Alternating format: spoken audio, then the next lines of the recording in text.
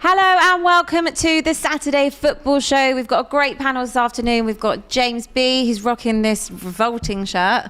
What's wrong with it? It's quite cool in the retro side of it, but it's just still... Do you know what we achieved in this shirt? I don't care what you achieved in that shirt. Okay, I don't either. Exactly. but it's retro and yeah. I like the retro side of it. I just hate that badge. Fuad is back and joining us. We're gonna talk everything about what just happened at Anfield in a sec. Neeks is joining us. You all right? Thanks for having me. Oh, you're United in a title challenge?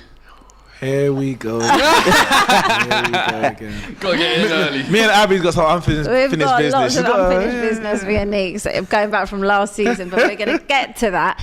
Of course, we've got lots of 3 o'clock games coming up. We've got Bournemouth, Nottingham Forest, Leicester, Brighton, Southampton, Aston Villa, and West Ham, Everton. Shall we have a little look at the lineups? Let's start with that. So Bournemouth, they've gone Neto, Smith, Stevens, Kelly, Zamora, Christie, Rothwell, Lerma, Anthony, Atara and Moore, and that's 4-4-2. Forest have gone Hennessy, Aurier, Worrell, Bowley, Lodi, Yates, Freuler, Mangala, Gibbs-White, Johnson and Wood. Shall we have a quick chat over that game? What are we kind of expecting on that today? Can I say on the Forest one? Credit to Forest because when they signed 100 players in the summer, I think most people were like, that's not going to work, they're going to go down. And you know what, they could still go down, it's so tight at the bottom. Gibbs-White's transfer was probably the epitome of that. It was like 20 million plus 20 million add-ons. And everyone's like, 40 million for Gibbs-White? He's been good. He's been good. Been arguably their best player. Yeah. And they've got out of a bit of a mess at some point during the season. They've been tight. I think they've conceded like 1 goal in their last 3 or something along those lines. 1-3 out of the last 5. So I know it's a way to Bournemouth, but I wouldn't back against Forest today. I think they can get something out of that, if not a win.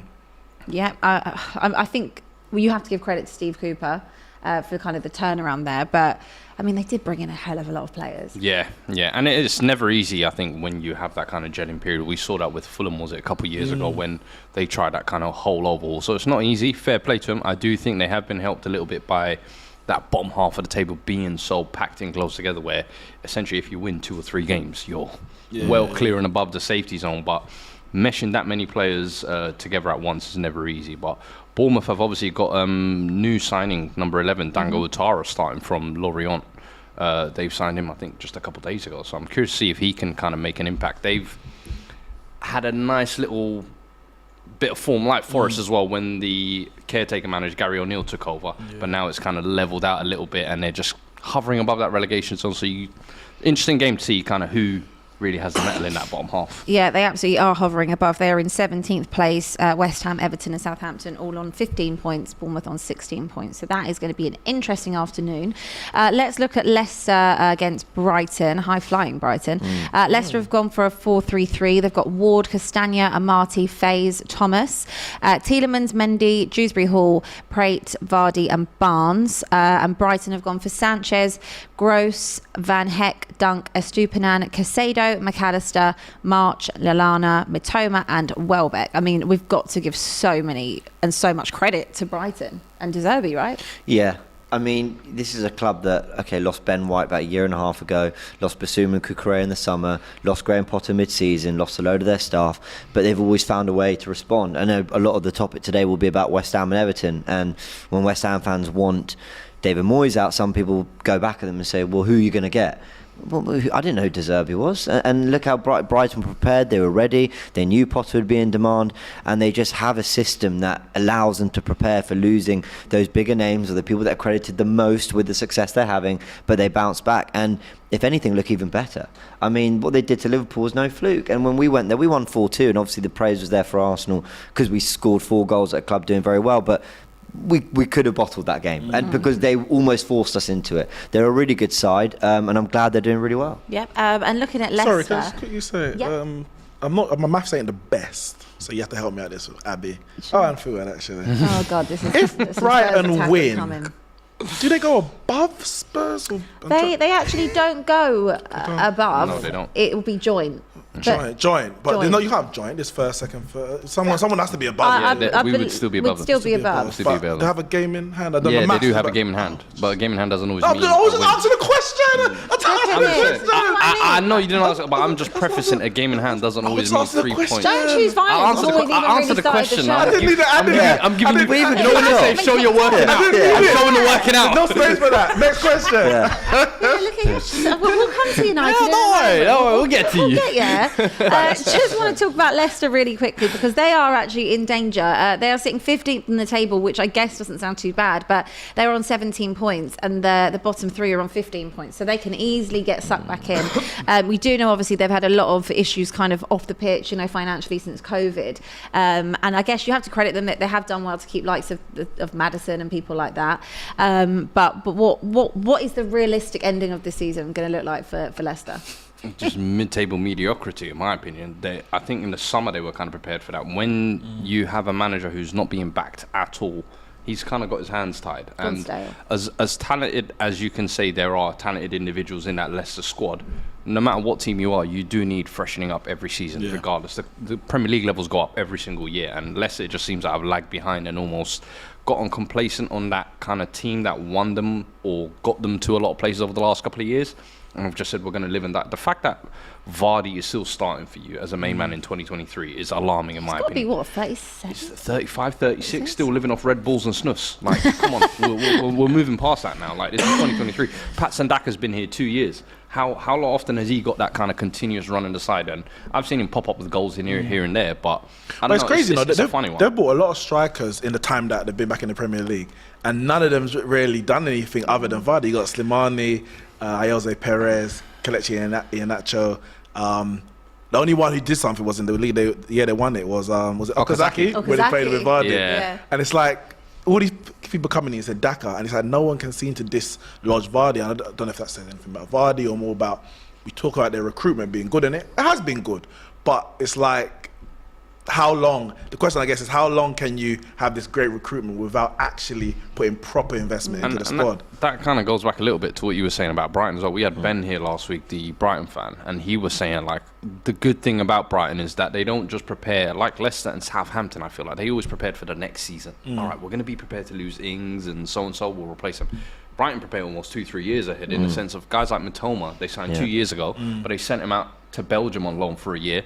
Let him get his numbers and his confidence up, and then once he comes back, that's a player who's adapted, who's now used to kind of playing at that European level. He's got some numbers behind him, and he's ready to integrate into the team. So I think that's where Leicester have missed a step. They just always used to be that team. Oh, great recruitment. But when they hit that Tielemans, Maddison, Vardy, there was this core of Leicester that kind of got them, Johnny Evans and all that. They just haven't moved on from that in my eyes, and I always felt like there was one signing that was there at a point that I really think could have pushed him, and now it sounds ridiculous, but Jack Grealish, when he was at Aston Villa, I always looked at him as like Man City and all these clubs as he's drowning now. I said we're too big of a pool for him. I said at Villa you have the team built around you. If he goes Leicester, I think he can still be a big fish there. And this is when Leicester were pushing for Champions League. And that's the thing. And Leicester were still pushing for Champions League. I was like, you can be the kind of player that gives them that extra bit of edge, and you get given that response. City, it's like you're going to have KDB's boots to fill. Can you do that? So I always felt like those last 2 years or so, Leicester have really missed something there for sure. Yeah, definitely. And you just mentioned about Jamie Vardy and kind of, never being able to dislodge him. He has been involved in 9 goals in his last 9 Premier League games against Brighton. So, I guess, he's a talisman to an extent, but I totally agree you are going to have to start moving on. And just on Brighton, they're looking to win 4 consecutive away league games for the first time since April 16. They're just absolutely flying, and I love watching them.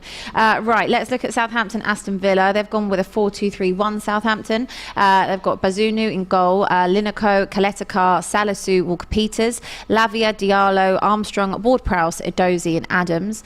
And Villa have gone for a 4-4-2, which you don't always see all the time. Emi Martinez, Young, Konsa, Mings and Moreno, Ramsey, Douglas Luiz, Kamara, Buendia, Bailey and Watkins. Villa are looking a much better outfit, wouldn't you say, under Unai Emery? They are. I think what Unai typically does when he comes in, he makes teams a little bit more robust, harder to break down, and I think Villa looked very soft for the time they were under Gerrard anyway. I think the worry about Villa is they've got so many central midfielders you feel like who can play with the ball, the Douglas Luizes, the Ramseys, the Buendias, do they have any natural width? And is it too much of the same? Which is why kind of sometimes I see why they struggle with their midfield, because I'm like, a lot of these profiles are kind of overlapping each other. Buendia was a record signing, let's not forget. Yeah. But he's just gone under the radar. And let's not forget when he was at Norwich, he was being linked with clubs like Arsenal. And it's like, They beat us to him. Yeah, they beat you to him, and we're trying to tease you with Emil Smith Rowe right after that, remember? Yeah. But it just time. goes to show that you can have talent, but if it doesn't fit, it doesn't always work well. But credit to Unai. Coutinho's a great example of that as well. Literally. You know? Did you say is Bailey starting? Did you mention Leon him? Bailey is starting. Okay, yeah, he's been on some good form recently. And Danny Ings on the bench. Danny Ings is off. He's at West Ham, Oh, mate. of course. He's completed the claret and blue. But he Blue. is on the bench. Oh, for West At Ham. West Ham. At West Ham. Okay. I was thinking, where's Danny? I forgot. I did actually want to talk about Danny Ings for a moment, because obviously that's, it's an interesting signing for West Ham, but also do you think they've been a bit like premature in letting him go, Aston Villa? They're gonna have to buy. They have to buy someone. Who's the striker? Watkins and who? They bought in a striker from, I think it was Chicago Fire. He's not on the bench. I think his name's John Duran. They signed him earlier this week, 19-year-old. But again, I think what's his name? Emery must have some contacts out there looking at a striker that maybe he's worked with in the past, or that he's seen in the countries that he's worked in, because Danny Ings might not have been. He was their best finisher. Let's be honest. He was there in terms of the strikers anyway. He is someone who's in the box. He can score those goals. I think he only scored a week or so ago. I can't remember who they're playing. I remember the keeper. Oh, it must have been Wolves, because the keeper slipped, wasn't it? Yeah. And he scored. So Ollie Watkins he's good, but he ain't prolific like that. Danny Ings for me was their most prolific striker. So they're gonna have to go out. I will say though, I don't think he's really lit it up since going there, and I think he was meant to come in and really be one of those players that pushes them that next level. because you're comparing to how he was at Southampton. Yeah, at Southampton you decent. were getting in and around the England squad, and let's be honest, like since you've gone to Villa, it's been very underwhelming in my opinion. I think even his performances last year were miles off. You said he scored the other week, but I just don't think he's lived up to the expectation. And in my eyes, I think Villa were actually quite smart to say, do you know what, West Ham have come in, he's 32. Is he really going to get any better? He hasn't really worked for us in 18 months. Let's just cash in on him while we can. And January gives you that kind of opportunity to freshen it up. What do they make? 15 million, I think? Yeah, 15.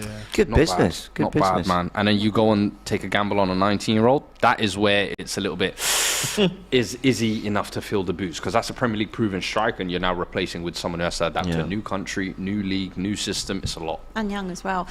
Just quickly on Southampton though, they've really kind of turned around their fortunes, Nathan Jones, since that cup run. That's kind of what started it all, hasn't it? And they're looking in much better side. Do you fancy their chances today, or do you think this is a Villa win? It's a tough one because both teams can take it. They're both so inconsistent in my eyes. Either one it could go. But I will say I'm loving what I'm seeing from Ward-Prowse lately. I think last week when I saw him grab a game by the scruff of that neck, that's what captains at that level do. If that guy isn't held to the same standard as Matt Letizia by the end of his Southampton career, God knows, man. He's unbelievable. I think has he got the record now for free kicks in the Premier League as well? One I think behind Beckham or something like yeah. that. I hope he gets that today. I just hope we see that part. They're a funny team, Southampton. Sorry, just because whenever I watch them, and it's not that often, whenever I do, I always think they're quite good. I'm always watching Southampton and think, you can pass, you got a good shape, you got some talented players. I like what I see. Now look at the table, 18th. Yeah. What's happened? How? I've never, you watch others, you go, they're poor. I've seen Bournemouth at times this season, they look poor, and no disrespect, but with Southampton, I very rarely watch them, and I think, that's why they are where they are. So I don't really know what goes wrong. They took a point off us earlier in the season. They were very good value for that point. So it wouldn't surprise me they put together a little run. But you go through that team, and as you read it out, and I'm listening, I'm like, there's nothing there. I know what you mean. Nothing Are you looking for stars and things like that? Just give me one. Okay. Shay Adams. I quite like Che Adams. But he ain't a star. He ain't going to keep you up. Yeah. I think that's where It's Southampton... the collective is really going to do it. There's no individual. We were saying there. that kind of replacing and kind of regenerating for next year. I think when they lost Danny Ings, the moment they chose to sign a championship player and Armstrong to be the ready-made replacement, I said, they're going to lose goals because if you're a bottom half team, I always feel like you have to have that 10 to 12 goal a season. Right? A Callum Wilson, a Glenn Murray who just gets you enough goals to keep you ticking along. And at the moment, that's what I feel like they're missing. They've got a decent midfield in Lavia, Diallo and Ward-Prowse. I think that's a good combination. I think they've got wide players, some half-decent defenders, but up front is where they're seriously toothless. And I'm sorry, Shea Adams will get you 1 or 2 quality goals this season as well. But not much else more than that, man. All right, let's just quickly have a look at El Sacco because everything is about to kick off or has kicked off already. So West Ham, they've gone for a 3-4-2-1. Fabianski, Azuma, Ogbonga, Agüed, Kufal, Rice, Paqueta, Emerson, Bowen, Benrahma and Antonio. Ings is on the bench. Everton have gone for a 3-4-2-1 as well. They've gone Pickford, Mina, Cody, Tukowski, Coleman, Onana, Gay, Mikalenko, Iwobi, Gray and Calvert-Lewin. Now, I mean, one thing we can guarantee is that Mina's going to put his life on the line for Everton. Because that's what he told the fans. The way he got out that car and was like, I will die for this. He was like, I just want to go home. He could be the first one out there if they go down. You know, there were fans pressing Frank Lampard before this game as well. I saw some clips going around. We need you. You better deliver. And you could see the fear in his eyes, man. Like, Everton fans are really at a point of... I know they were doing some crazy stuff with their directors last week, so we don't condone any of that. But they're at a point where I think they've really... at their wits' end, if that makes sense. So they need a result today. If any team needs it, they need it the most. I think they both need it. I mean, look, it's been widely reported that if David Moyes doesn't get a result today, he is also off. Do you know what, though? Funnily enough, I think West Ham fans will take a loss today in order to get Moyes sacked. Really? I can't think of any West Ham fan who is in for Moyes. They all want to see the back of him. I think the fact that it's the second time round as well, it just... I think they've seen enough, and it's gotten so bad now from 2 6th place finishes to now. But do you feel bad for Moyes because he'd taken the club quite far? I don't feel bad. But I would ask, what is Moyes' ceiling? And I say that obviously he's down here at the moment, and we know he's a better manager than that, so to speak. But when you look at his history, he overachieved with Everton, but never kind of got them over the line at any, whether it's to get into the Champions League proper. I know they came 4th in the year Liverpool won the Champions League. To win the FA Cup, they took, I think it was like a 30-second lead against Chelsea in the 2009 final. End up losing it 2-1. Then he gets the opportunity at Manchester United where now the expectation's high and fails. Now, it wasn't all his fault. There's a lot that happened behind the scenes with the transfer windows that we had were terrible. But he made a lot of errors in terms of getting rid of all the staff and bringing all his own, and the way that he managed the big players. He goes to well, obviously we know he went away, and he comes back. West Ham were in a relegation fight. He came in temporarily, got them out of it. Obviously, he didn't get the job full time. Came back after, expectations low, overachieves. Now expectations are higher. He's failed again. So it's like, is it a case of that he can only manage, or he's most successful in underdog situation, and when the expectations are high, can he manage the big players that are going to get you to that success? He brings in a Scamacca. He's got people like Benrahma. These are quality players. Paqueta, who can win games, but it's like his kind of level is not a winning level. It's a stable level. And West Ham are trying to go, well, they want to go to the next level. That's why they bring in those players. You don't sign Scamacca and Paqueta for a combined 80 million, something like that, if you're not trying to go up a level. And he has done well, and maybe it's just gone a bit stale. I mean, what's the life expectancy of a manager? You know, in the job, it's 2.5 years, maybe 2 years, 2.5 years. Right, so he's done that, and it's gone a bit stale now, and they want to evolve, and it's on West Ham to be prepared for what the next phase after David Moyes is, because I don't think anyone's surprised that. I'm surprised it's got this bad. I mean, when Nicky was reeling off some of the stats about 5 wins in a calendar year or something, I mean, that was staggering. I was shocked when he said that I the other really night, didn't think it got that bad for them. But they've just had a chance there, West Ham. But I do just wonder whether, whether they are better off getting in a manager who's going to look at Paqueta, Fornal, Rice in that midfield and just go, okay, we can do something here. We can just play. Manager, though? That's the question, and I think that's what West Ham fans are struggling a lot with. You say, but it's like, as you said, is it go foreign or is it kind of stay within the league? Because I think a lot of West Ham fans, when I hear the options they're considering, they're talking about Rafa Benitez and Sam Allardyce, and I'm like, is that really much change from what you're kind of getting at the moment? In which case, and I said to them, like, you should be looking at maybe Sporting Lisbon's manager, Ruben Amorim. I was like guys who, Rudy Garcia. I don't know where he is nowadays, but I know he's always been a good manager. I'm just like, there's foreign managers out there that I think people might not be hip to, but Fulham manager at the moment, Marco Silva. Right, he was kind of laughed out of the Everton job.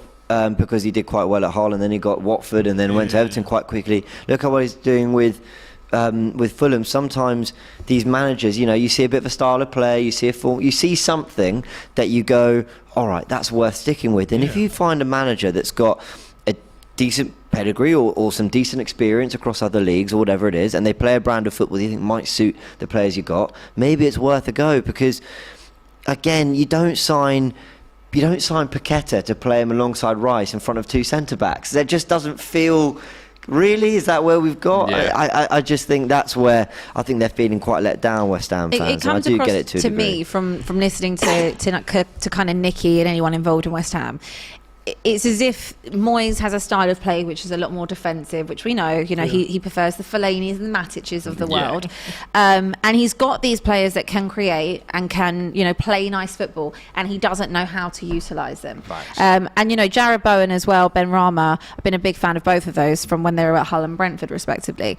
And we saw just how good Bowen was kind of last season and before that. And it's kind of stagnated a little bit. Yeah. And, Ben Rama as well, Nicky was saying they don't feel that he utilises Ben Rama as much as he should be.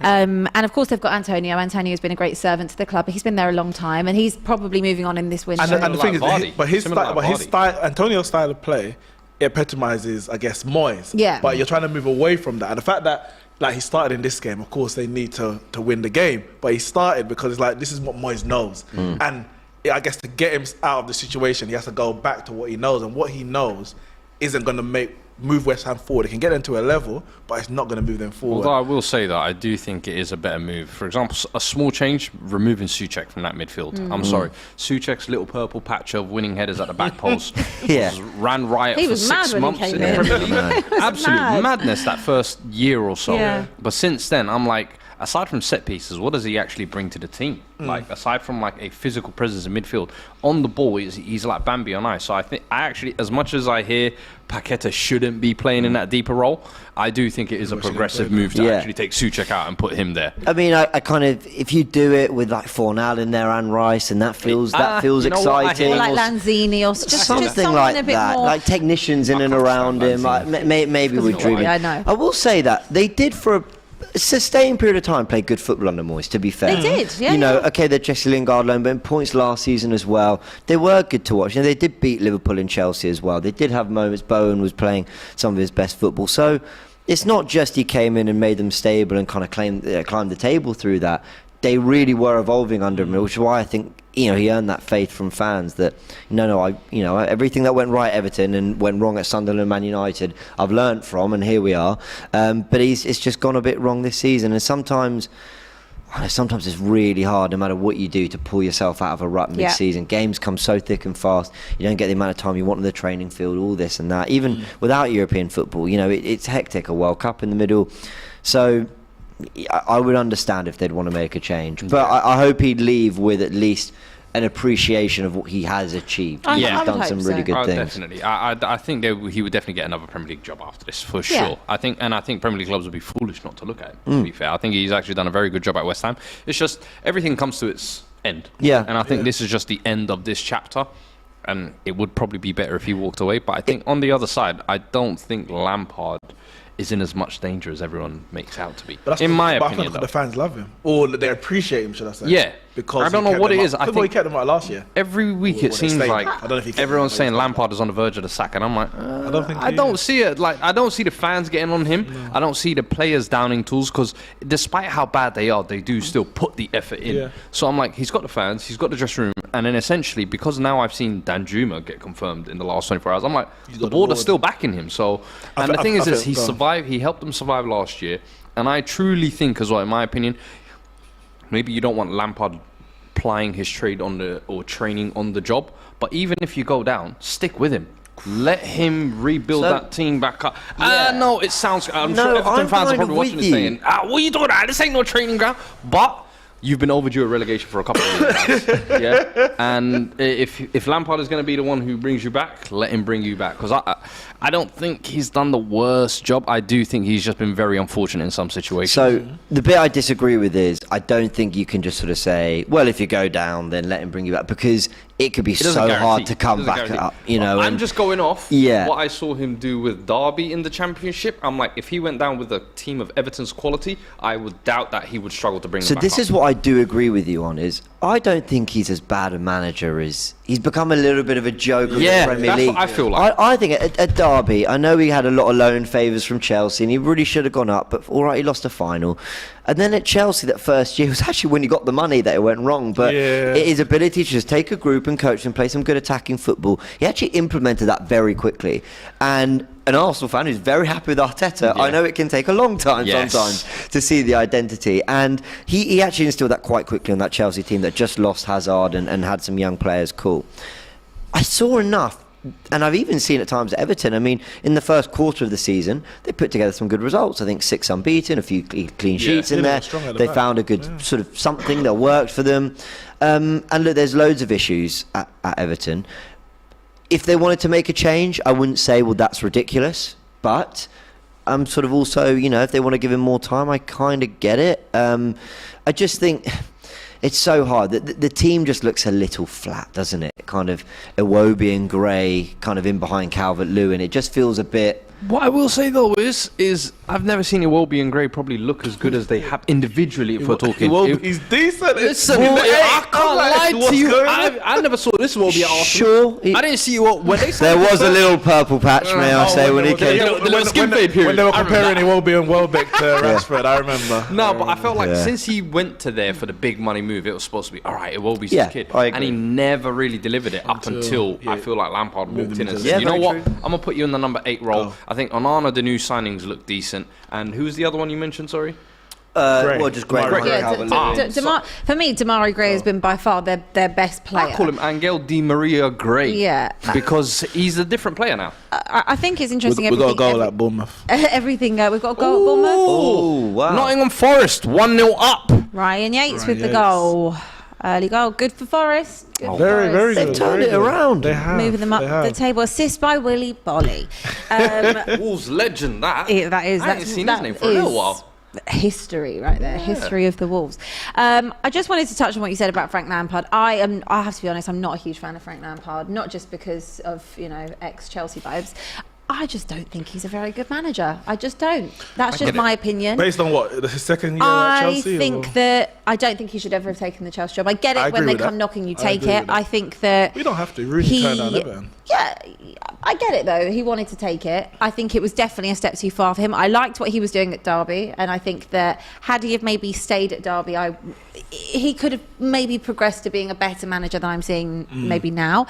I wouldn't necessarily credit Everton staying up last season down to Frank Lampard and tactics. I would actually credit that to their fans being pretty much the 12th man, going home and away. Their fans were brilliant. And I would also say that I don't think, maybe you, as you mentioned, Iwobi, I don't think anyone's really improved. If anything, Calvert-Lewin's gone completely backwards under him. Well, he's been injured for He has been injured, but he's not injured anymore. And I haven't seen him have a particularly good spell. I'm sure they will stick with him because it's one of those debates that's like, who else is there to bring in the situation you are in, unless you're going to go down a Sean Dyche or a Sam Allardyce type of thing. And if they did get relegated, obviously would not be very good, especially with the stadium they're building. It would be, you know, kind of catastrophic for them. Yeah, I forgot about that. That stadium's going to do good things. It's a catastrophic thing. I just don't know if I can see him keeping them up. Again, I just don't know if I can see that. It's going to be tough. It's going to be tough for him to keep him up. But I think the reason why the fans aren't on him is because they know that the reason they're in this mess is the owners.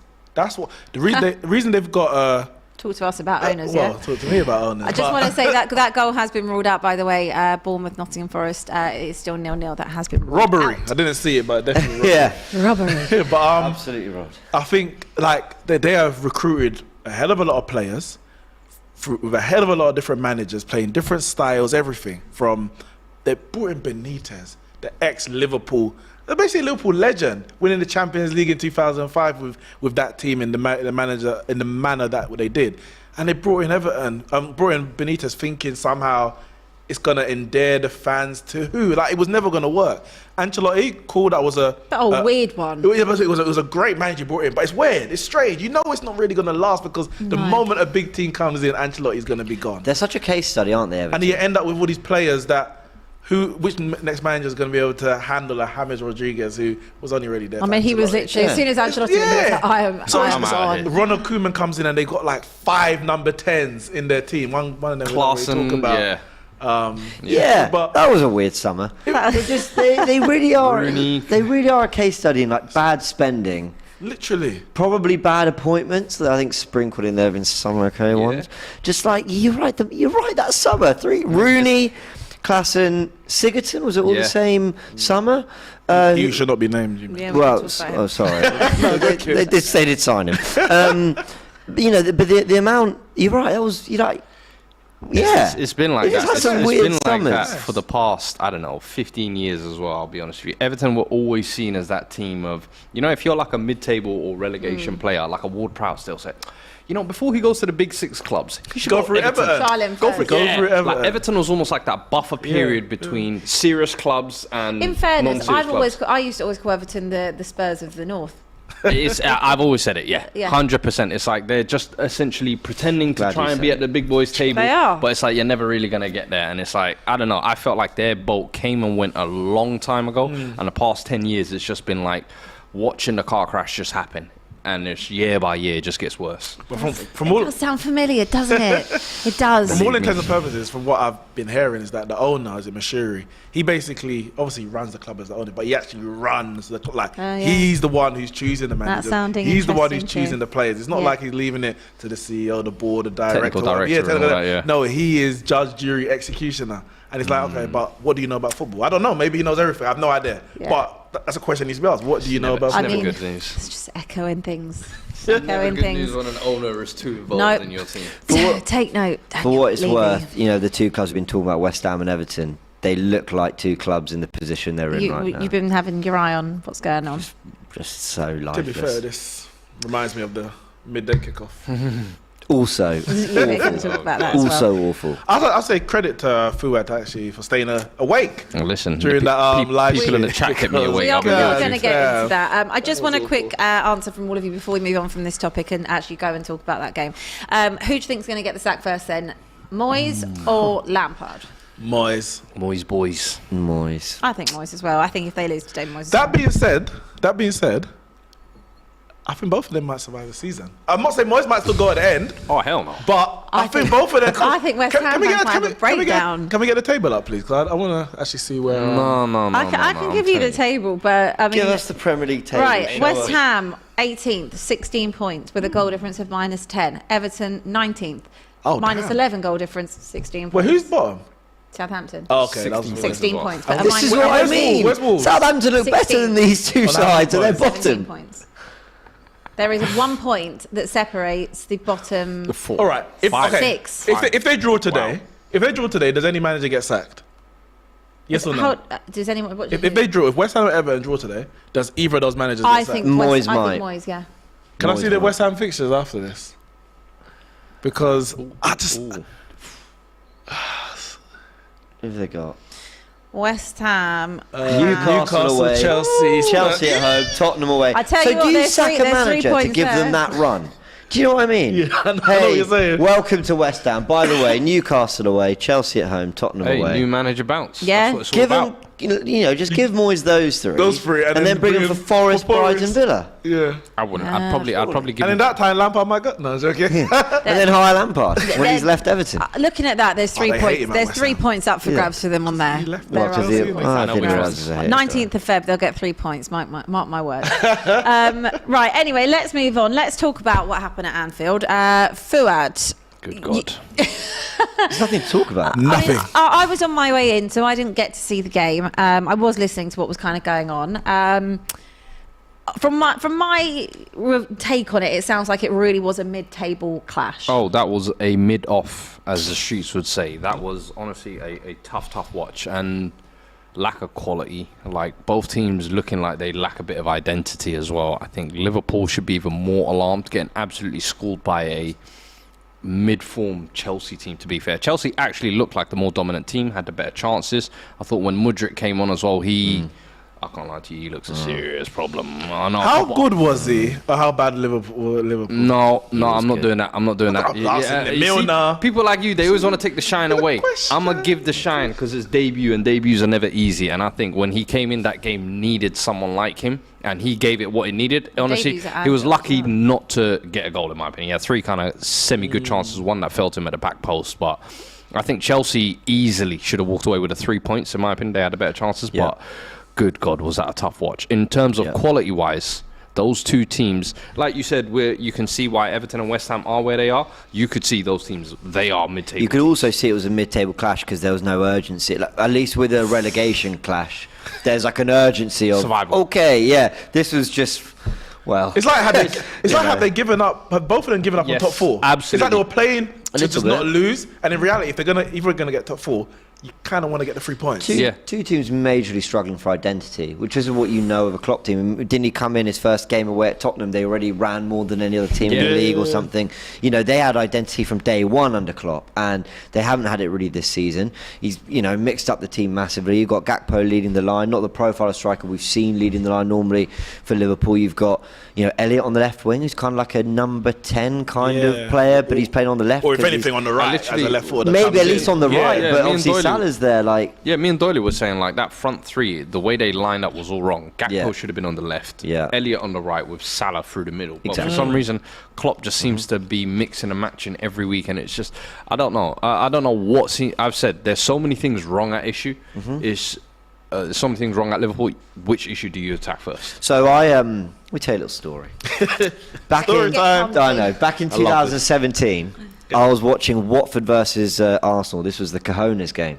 Okay. You know the one. Yeah. And the 11 came out. This is before we lost the game. The 11 came out, and it was something like whoever was in goal, Ospina, Szczesny, Czech, whoever it was. And then we had a 3-4-3. It was Koscielny, Mertesacker, Monreal, Kolasinac, Xhaka, Elneny, Bellerin, and then I think Iwobi, Welbeck, Lacazette. And I remember going into that game, looking at that lineup, going, This isn't Arsenal. This isn't Wenger. Like a back 3, 2 holding midfielders. No 10s, no creators. Where's your combinations? Where's your no quality on the wings? We used to have Clichy and Sanya even on our bad days. And I looked at that and went, that's where it went wrong. Like, that was the day I was like, it's done for Wenger. Because even it took me a while to get to the point where that's when James brought out the banner. That was the day that I just went, that we've lost. Even the things that when we weren't winning titles, we really hung our hats on when it came to Wenger. And I think there's a little bit, I'm not saying you move on from Klopp, absolutely no way, he's done way too much. I think you give him another 5 years to try and fix it, he's earned that. But in terms of that kind of identity and that just having moved on, I looked at that Liverpool team and I thought, this isn't Liverpool. Like, Milner at right back, I know he's kind of done a job everywhere, but you're used to Trent creating and doing things from that position.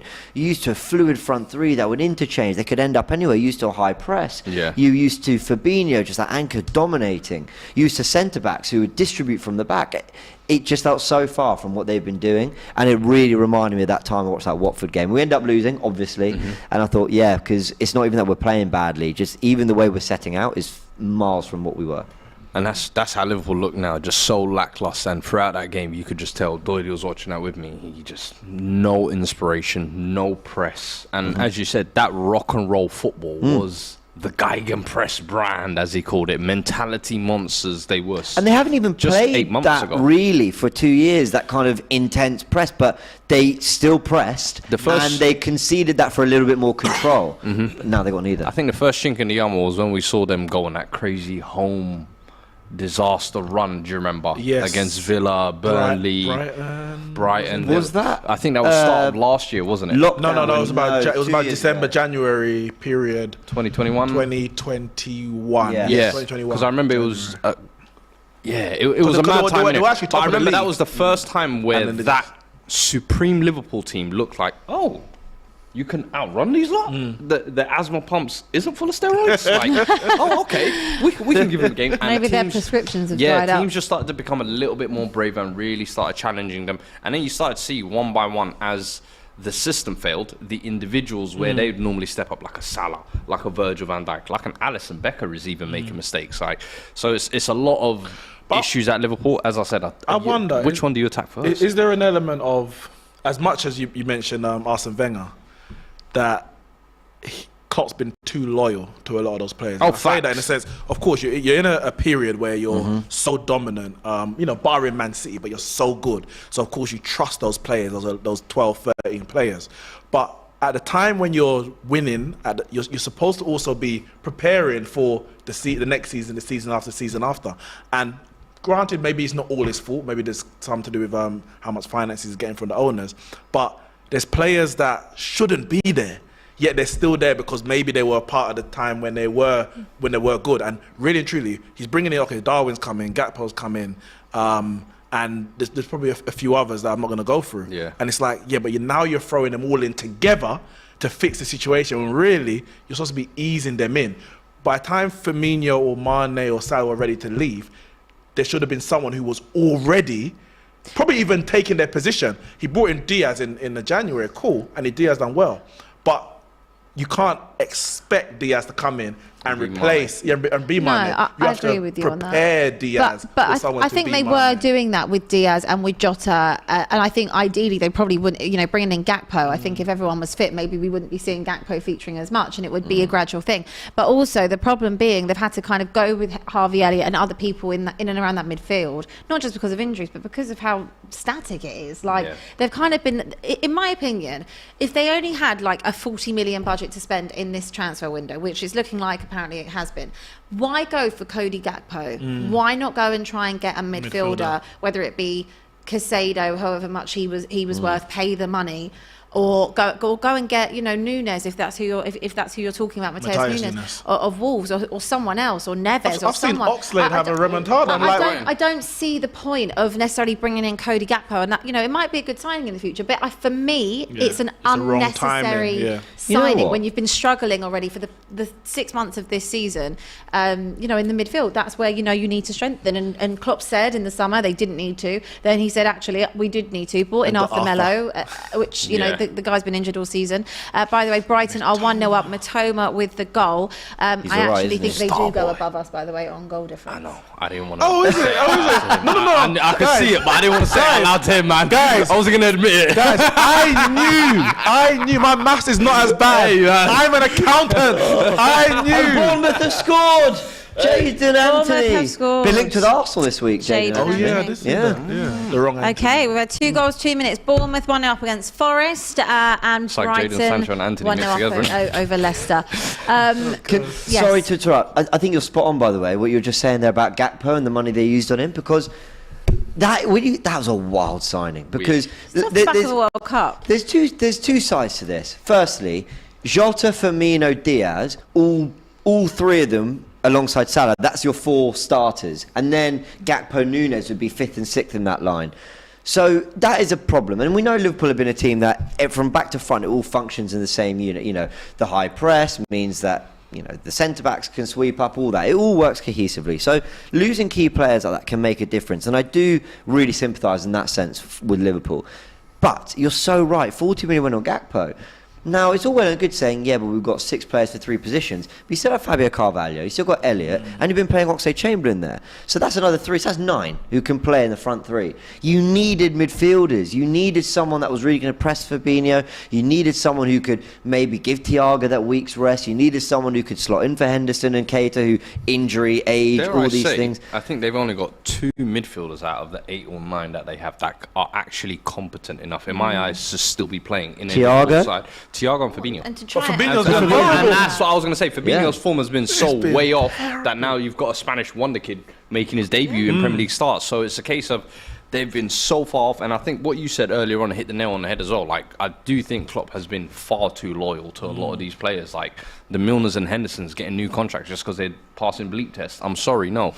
Even, I'll be honest with you, I think that's the difference between like top level coaches is how ruthless they are. Is with Pep, with Fergie, with even Wenger to an extent. If he knows like, all right, I can't keep someone, or they might be bad for the club. All right, I'm cutting my losses.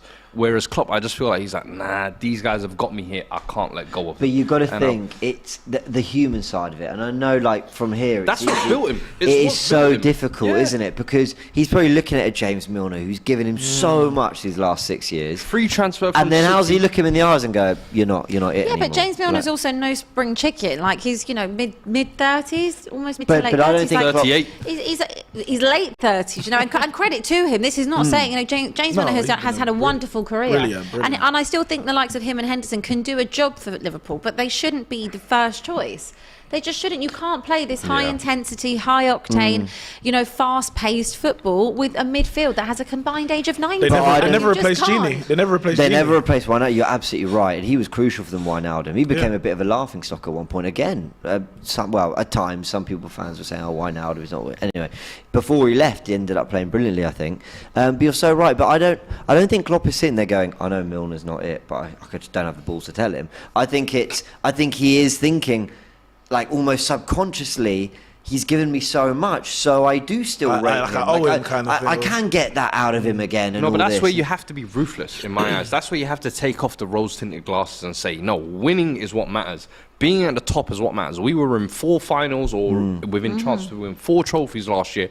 That's the standard we've now created. You know what, Millie? I appreciate you and everything you've done for me in the past 6 years. But give now him a coaching but even if you don't go to... Voila. That's what I would have done. I would have said, you come and be next to me. But even if you want to release books, go for it. Milner, step in. But if you don't want... I think there's other... It's a lot of players, But I think there's other players that you don't... Before you even get to Milner, Naby Keita should not be there. Yeah. And if I'm correct, is he in the last year of his contract? Or there's definitely talk about him potentially renewing a contract. Naby Keita should be nowhere near Liverpool, let alone renewing a contract. Oxlade should have gone ages ago. Like, there's players outside of Milner and Henderson who have given you a lot. There's players who haven't given you anything, yet they're still here. Like, Firmino's a very good player. But... move on. You have to move on from him. You have to. And it's like... and you can even get some resale... You're not going to get no value for Milner. Yeah. No one ain't buying Milner. But you can get money for Naby Keita. You can get money for Oxlade-Chamberlain.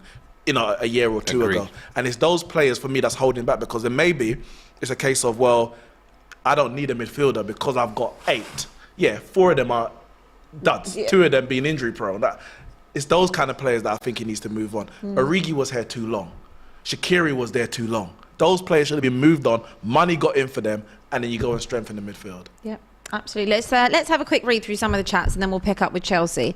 Raphael said Mudryk was good today. We just need to wait for midfield attack connection to unlock. Goals will come and be a top 6 side for once this season, please. Beth Jenkins just commenting on Mashiri of Everton, who said Mashiri's at the ground for the first time in 18 months. Win, lose or draw, Frank doesn't last the day. See, I don't think Everton fans are as happy as we might think they are. Michael said Milner is not a fullback or a starter for Liverpool. They are in the pits.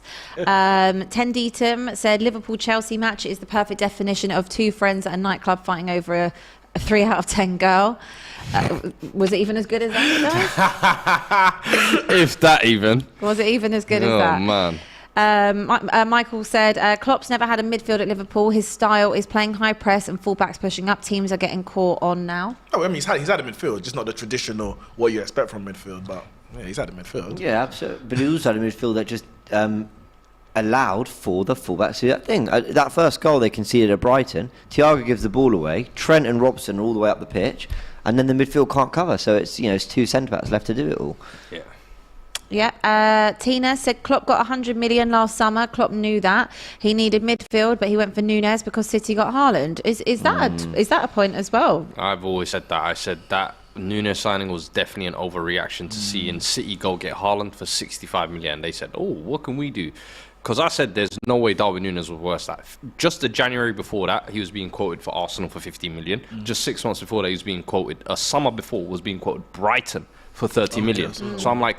West How did this guy go from 30 million? What? Because he had 2 legs against Virgil van Dijk, and Van Dijk ran a bit of PR and hardest opponent I've played. Yeah, you just cost your club 100 mil, mate. Well done. Like it made no sense to me. And even like fit-wise, Liverpool have always been playing with the false 9 system and fluid front 3. This was you actively saying, I'm moving away from that and I'm breaking my record for that. Okay, are you ready for that, Klopp? And that's the thing. Because if you want to move away from that, fair enough. But you got to be prepared for how you have to move away. You can't buy him and think by buying him you can move away. You have to buy him. You got to get a new midfield, bring midfield, something different. Like it's a combination of things that can allow you to play in a certain way. And what I would have done personally is done the midfield first. Darwin Núñez, you've only had 1 year in Portugal. Let me go see if you can do that again. And if you do that again, I guarantee you will come back next summer. And I guarantee his price wouldn't have gone up any higher than what it was. I totally agree with you. And also, we're kind of seeing that at Manchester City as well. You change your whole system and you go for an out-and-out striker, but you've also got to change everything around you as well to fit that. Just a few more chats. Arvin said maybe we should have expected a transitional season when Liverpool signed players like Núñez. West Ham are 1-0 up in El Sacico. Jared! I can't take that seriously. It is El Sacico. Everyone's calling it that. They are 1-0 up. Jared Bowen. East London! Yep, Jared Bowen. He's not been that is a in good massive form, goal. but he's finding some form. He also announced he's having twins yesterday with Danny Dyer. Hey. Oh, did he? Yep, Go on, happy let's have days it. all round. Right, I want to talk about. You know what's the best nickname I've heard though? Who? Do you remember El Jurassico? Yeah. When it was between Steve Bruce and Jose. 2 dinosaurs. El Jurassico. I'll never forget that one, man. I want to kind of talk about Chelsea. Obviously, we kind of mentioned about Mudryk. He looked pretty decent. I mean, they have spent. And I feel like this is like a broken record. Couple mil. Just a couple mil. They spent bill. Just a couple bill. Government funds. Chelsea has spent 143.5 million euros this window alone. Just to put that in some context, the Bundesliga, La Liga, Liga, Serie A combined have spent 73.4 million. Chelsea's overall spending since the summer is the same amount as what Everton have spent on their new stadium. And it's also 1-1. Leicester have scored. Mark Albrighton. It is Leicester 1, Brighton 1. And Spurs move back up the table. Don't keep right off. You keep a track on that, yeah, I mean, look, I get it. If you can do it, we wouldn't be moaning. It would be magical Believe if me. we had an owner. Everyone says this. that went Everyone and said says, that. "Oh, if our clubs could do that, we wouldn't be moaning." I wouldn't be moaning. Slightly disagree. I wouldn't. Would you be moaning? I wouldn't be moaning. Go and bring me Mudryk. Yeah. Go and bring me I'm not saying don't all them sign other Go man. and bring me. Great Go and bring me. Go and bring me Trossard. Fofana. Okay. Bring me Bring 2 me Fofanas for someone. no reason. just so I can say Fofana and Fofana. Surely there's a level of like, No. overspend is a thing. No. Nah. For me, it's not. I've never had that feeling, so I'd love to I experience think when it. you don't have that, you crave it so much. For me, the money isn't the issue, really. It's the number of players that they're buying and linked to. And you're like, how do you even register them? They must have about 8 forwards. They've got, obviously, Pulisic, Ziyech, Havertz were there already. Sterling comes in the summer. They buy Madueke, Mudryk. Brozia's there. Oh, Aubameyang? deregister him. He's out for the season. Did you put Aubameyang? Aubameyang, I didn't mention, that's 8. Deregister him. They've obviously pre-signed Nkunku for the summer. Next That's summer, 9. yeah. Obviously, we don't know what's going to happen in summer in terms of sales, but you're looking at it, at least 9 on the books, at least, and I'm probably even missed some. Did you say Felix? I did not say Felix. Exactly. I know I'm missing. I know I'm missing them. But we're talking 8 to 10 forwards on the book. Only. Where are they going? Do you know? Like, where are they going as a club? Where are those players going? Are they? This like, is where I feel I'm they've I'm shortchanged confused. themselves. Yeah, this so is that's my. If it was my team, I wouldn't be averse to spending 100 million on Mudryk per se, or 100 million on a player. But I'll be confused the direction that my club's I think going. all they've done, in my eyes, the sense I'm trying to make of it is all the signings they made so far all look like 24 and under. And they're basically given long contracts, so it's either I'm protecting my assets or I'm going to wait for these boys to blow at some point, whether it's loan spells or whatever. You can go spend 2 years on loan, you still got 5 years left on your contract. I'm good with that. That's 2 years development. So I think they're looking, long-term with some of those signings, but then also I think you're right in where they've kind of shortchanged themselves is I think they're going to have to offload a lot of players. And maybe somebody just bought in the summer, like Sterling. People talk about maybe selling Sterling. I said that as well. I was like, what's Sterling's situation now all of a sudden? Because you left City to go and be the star man at Chelsea, and now you've basically just had 100 million signing brought in for your very position. It's concerning. But I think where clubs now are going to come and try and buy a Pulisic, for example, if Chelsea say, oh, we want 50 million, all right, keep him then.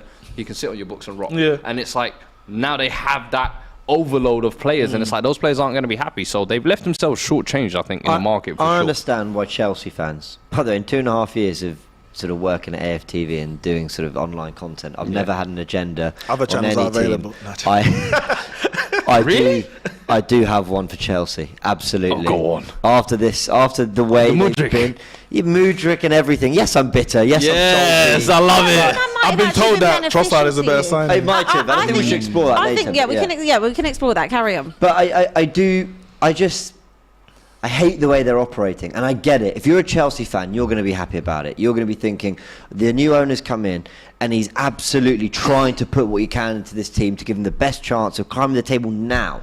This isn't well transition. He's trying to give part of the best chance now of a miracle chase for top 4 or a Champions League win or something, and I get it, and I understand why they'd be happy. But there's so many aspects that I don't think it's good for football. I know why would Chelsea fans care. I get it. In what way? We're handing out 8-year contracts, so you supposedly, but you're right. That was not funny bone, was it? You know what? Why is it when you hit your funny bone, it is so unfunny? It's funny to us. Yeah, Funny I had to a us. bit of a giggle just there. Sorry. Okay. I don't think it's good for football. Again, Chelsea fans have comments like, we really don't care about that. I get it. I understand money's always been spent, but 8-year contracts being handed out, so they supposedly, I think, bypass FFP rules, so that they can spend, just 70 million here, 80 million here, doesn't really matter. Hoarding players, I don't think. I just don't like it. It's the hoarding of players that Chelsea were doing with all the youngsters, and they have like an army of them out on loan. I know they've changed the loan rules a bit now, so we'll see how that goes. But that's what I had more of an issue with. But you make a point with the whole 7-8 year contracts. As a player, and I get it, you get the security, you join Chelsea, and because of the way Chelsea operate, you can still make a career elsewhere, even if you join Chelsea for that long. But why would you tie yourself down for that length of time? Like, yes, the money's going to be guaranteed, but I feel like we're getting to an era, and obviously it's more prevalent in something like basketball, where the players want to keep the power within themselves. So we already see it with the way the contracts are negotiated, agents and players, and they're getting more and more money. And another go at West Ham. Wow, Bowen again, 2-0. Hey, I'm sure they said he had he's twins. watching this. This is massive. I'm sure he's watching this. Huge. This is crazy. Moyes ball is back. But you've seen how players are earning more and more money. Obviously, there's in terms of a percentage of the revenue in football. Then why do you then give up that power that you're having in negotiations by signing a 7-8 year deal? Mudryk it may not happen, but Chelsea, they could say, well, you're just going to earn 100k for the next 8 years.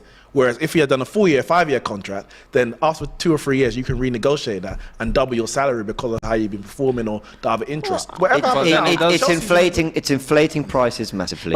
It means that clubs really outside that spending power, and who has that spending power? This is the City, question. maybe. This is the main question: are Chelsea ruining the league? But by doing this, hoarding players, spending this excessive money, or are they just forcing other teams to also be more competitive? Because now we live in this Premier League where you can be the richest club in the entire world, and you can effectively now beat FFP by giving people 7-8 year contracts and beat the system. And clubs like Newcastle could now go and do that. I guess it's setting an example, but does that ruin it for the rest of the table? Well, can I just say though, in football, it's like picking up a yellow card for pulling someone's shirt. You're not meant to do it, but you just take it because it's a way around the rules and it stops if Chelsea are finding a way to sign these players and they're happy to do it and put their money in, it's all within the rules, they can do whatever they like. I don't have to like it though. I don't have to like it, and that is where I stand with it. I'm not sitting there going, do I think it doesn't sound right that they're able to do this? But if they can, they can. But I don't like it. I don't really respect it. And I hope they lose. Well, you see, for me, like obviously we had this issue back in 03, and Chelsea fans love to own it. Back in 03, Abramovich came and just blew everyone out of the water with the money. Then Man City came a few years later and doing the same. So I guess I've lived through it already, and it's just another. Newcastle's now. We'll see what they're gonna do. We don't know. So for me, I don't even bat an eyelid too much at it, especially because they're sitting where they are. And I feel like the league is so competitive now that there's only spending will get you far. Yeah. But there's only so much you can spend to actually like blow everyone out the water. Of course, it's going to help them improve. But Newcastle got the money. Man City's got the money. Obviously, Chelsea got the money. Yeah. If Man United and Liverpool or get taken over, they're going to have the money just through their might of it's about getting the balance right. And Arsenal have Arteta. And who's better than money? It's not what I'm saying. It shows what you can do, but it shows what you can do. Like you need money, you need a coach, you need a system. You need a plan. You need to have I think that's the most plan. More than anything. Back when Chelsea had the takeover, I felt like it could just be about money. Just go. The Abramovich takeover. That's when it could be. We can just sign 2 or 3 star players, and that will turn us into a contending side. Long gone are those days now. But I will say, in terms of regards to the player power and the long contracts, that's on the player. Yeah, 100%. I don't hold the club or anybody responsible. That is on the player. If you choose to sign away for 8 years, and I'm sorry, when Mudryk was twerking as hard as he was for Arsenal, that was a big old twerk. For you to then go and sign an 8.5-year contract. I know you were living in Grandma's house in Shakhtar where there's war and everything, so as soon as you hear 120k, you're like, get out. But I'm like, if you truly love Arsenal, like you were saying you were, mate, 40k is still a lot. Listen, people love money more than anything. I get that, and I get it. But this is where I'm just like, there's no need to do all of that extra stuff online for me. Like the only reason why why you have that bit of feeling now about the whole Mudryk transfer is because he's really good. It's because he's been able to gas Arsenal fans up to the point where it's like they're like, oh, hold on, he's one of us. Yeah, and it's like. He wants now you went and signed for the rival. Yeah. Well, so, and you can do it was beautiful on Instagram and all of that, but you still sign a contract. Because then that brings a whole other thing. So there's the financial and there's the spending and whether we like that, respect it, should it be right, whatever. I really don't know enough about it. That's why I just say I don't like it, but I don't know whether it's really fair or not. On the squad building and all that, which is just purely footballing opinion, I struggled to see how signing players that made it very clear they wanted to play for other clubs. But even, forget the Mudryk thing. Getting in a lot of wingers. I mean, what does it... Okay, sign Mudryk. He looks exciting. He's got a lot of players he's got to compete with. There's a reason Klopp hasn't always had a massive squad. There's a reason Guardiola right now... It's a bit of a myth, by the way, that City could put out 2 11s. They've got 16, 17 top players, but they don't have 2 11s. There's youngsters that fill in a little bit. They kind of rotate throughout the season because ultimately you've got to keep them happy. So from a squad building perspective, for Graham Potter, I don't know if it's particularly smart that Chelsea are approaching it this way. Now again, he might be going, Todd Bowley might be going, we're not going to give it 3 years like Arteta and Arsenal needed or whatever. That might be his thinking. We're going to invest super big in these 2 windows. And then we top up a little bit, and over 5-6 years, it might look a very normal spend. And time will tell. But I just don't think just bringing them all in now, and then Graham Potter just there at training with 40 men. I don't know if that's going to do. I also think it's something so out of kind of Graham Potter's remit. He's gone from having a really good structure at Brighton and a board that does things in a specific way, and having, spending budgets and things like that, and buying and selling at a good price, and fantastic, selling from Brighton and reinvestment. But he's come into a club where it's like, well, you just name a player and I'll go get you him. It's, we are the London Cowboys and we are going to go and get whoever you want. He was in, a Twitter space the other day. Accent? That was Texas. Mate, I see him liking tweets on Twitter and stuff. I'm like, bro, you need to chill. There was an accent. We'll go get you. We'll go get you them then. He was in a Twitter space the other day. He last night he liked a tweet. It was one of those generic tweets that said, retweet for Trossard, like for Mudryk. My guy's liking it. I love it. A chairman who's getting involved in the Twitter shit. I have to say, I like all that from him. I just want to read some super chats as well. I will say, when I do see things like that, this might sound crazy, but it genuinely does make me think, is Bowley signing players off Twitter? Because I'll be real with you, I saw the Nkunku links long on Twitter before he signed for Chelsea. Why don't we do I saw Mudryk links to only to Chelsea because it was all Arsenal. Why Then I don't saw we- a few Photoshop Chelsea pictures. In the next Twitter time, he's in the Twitter space. Why don't we go on and say, listen, have you heard of Emerson Royale? Have you heard of Eric Generational. And They're Phil Jones. generational talents. Let's try and flog That's them a off. number 10 and a right back Yeah, put together. right That's why we gave him the there. number Let's 12. see if it works. Yeah. Right, Chuds 101 on the super chat said, if Arteta got his hands on Mudryk, ... But I do think this could be a good thing. I think that you didn't go and break the bank, and I think Trossard is a much smarter signing for you.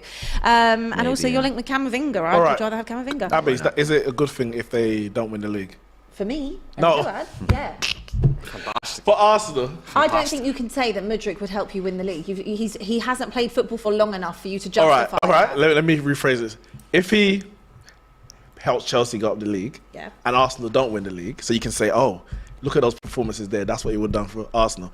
Is it worth the extra 5 million that they decided not to bid? It's not an extra 5 million. ask They you bid a in question of 95 million their deal. It was more the payment structure. Yeah, but I'm saying the Yeah. overall deal was 95. Chelsea's was 100. Let me ask you a question. Break the bank, win the league. Sorry, you have to win the Premier League. It's the only thing that matters. Mudryk Leandro get ahead Trossard, of man. Gabriel Martinelli this season? Potentially. I'm not going to lie. Does he? And it's an option. I don't know if You're in Arsenal Europa fans would League. agree. You're in Europa League. You're in I don't know FA if Arsenal Cup. fans would You're in the agree. Premier League, and you're playing 2 games a week But I at think some point. You're making as if Leandro Trossard is like a half-bit player. Leandro Trossard has been a very No, vital point. I'm not for making it. I'm Brighton. making it out that Mudryk was their first choice option, and therefore they thought that was the best choice for them. You But get your they- first choice, and you give yourself the best opportunity. Yeah, but there's a super The second chat here, choice but may work. there's a chat here which completely backs up kind of the point I'm making from Baldor, who said overspending is a thing because clubs have got a budget. Arsenal got Zinchenko, Jesus, Saliba, and Martinelli for a similar fee. That's mad. And I think that this is where Arsenal have actually learned, and I commend Arsenal. You know, in the past they were going and signing Pepe for 75 million. They were giving Ozil a bumper contract. They were giving Aubameyang ridiculous money. And what did that get back for them? Nothing but mud and just All right. a poor thing. But they have learned. it's the same board that signed But they Zinchenko, have- Jesus, it is, and but you can see how- and but it was you the third can one, see how Odegaard, much. who also wanted Mudryk. But So you can see how there's much logic the to board what they're have trying to learned. do. They were not willing to do what they have done in the past, and they thought, okay, maybe they were, but at the same time, they also weren't, because if they would have, then he would have been an Arsenal player, and there was something he obviously wasn't budging on in terms of Arsenal and Edu, which made him go to Chelsea. No, but because it was all but- set but- up for the player to go, and I think long term, what they are doing is buying bit by bit in this puzzle and building the puzzle, and I think that Trossard is a far better signing because he is also a proven player in this league. He can walk straight into that side and do a job for you. I'm not and have strength in I'm not depth. saying Trossard's a bad signing. Great debate. It's, okay, I'll give it. Because I actually agree with both of you. And this is not me saying but it let me- from a okay, bitter but- place. but let I'm me- actually No, I know. genuinely But But let me give you commending an example, and it's not exactly the same. But take Manchester United for example. Ten Hag in the summer gets Lisandro Martinez, Anthony, Casemiro. I think those are the That three. was the other. I knew that. Sorry, I was thinking Casemiro Anthony. I was like, no, there's another. Oh, 60 Lisandro million Martinez. pound player. in Yeah. there. Yeah, And that was it. Whichever way you want to spin it, his decisions in the summer and throughout the season have been correct. Getting players in, getting rid of players out, the way we're playing, where we are. If he wants Gakpo in the January, you get him Gakpo. But you get him Weghorst, and then people will spin it to say, well, you know what? He's a different option. If Gakpo's there, Rashford, where does this person play? And Weghorst may score the last-minute winner against Arsenal, and then he gets us into second and wins the Europa League, and it may all work out. But it doesn't mean that it wouldn't have been worth breaking the bank, or that Gakpo would have been not the better signing, but it would have been wrong to go and spend more money on Gakpo, because the manager must have a reason why he wanted him as the first choice. And the previous evidence suggests the manager knows what he wants. So in the Arteta case, Yep.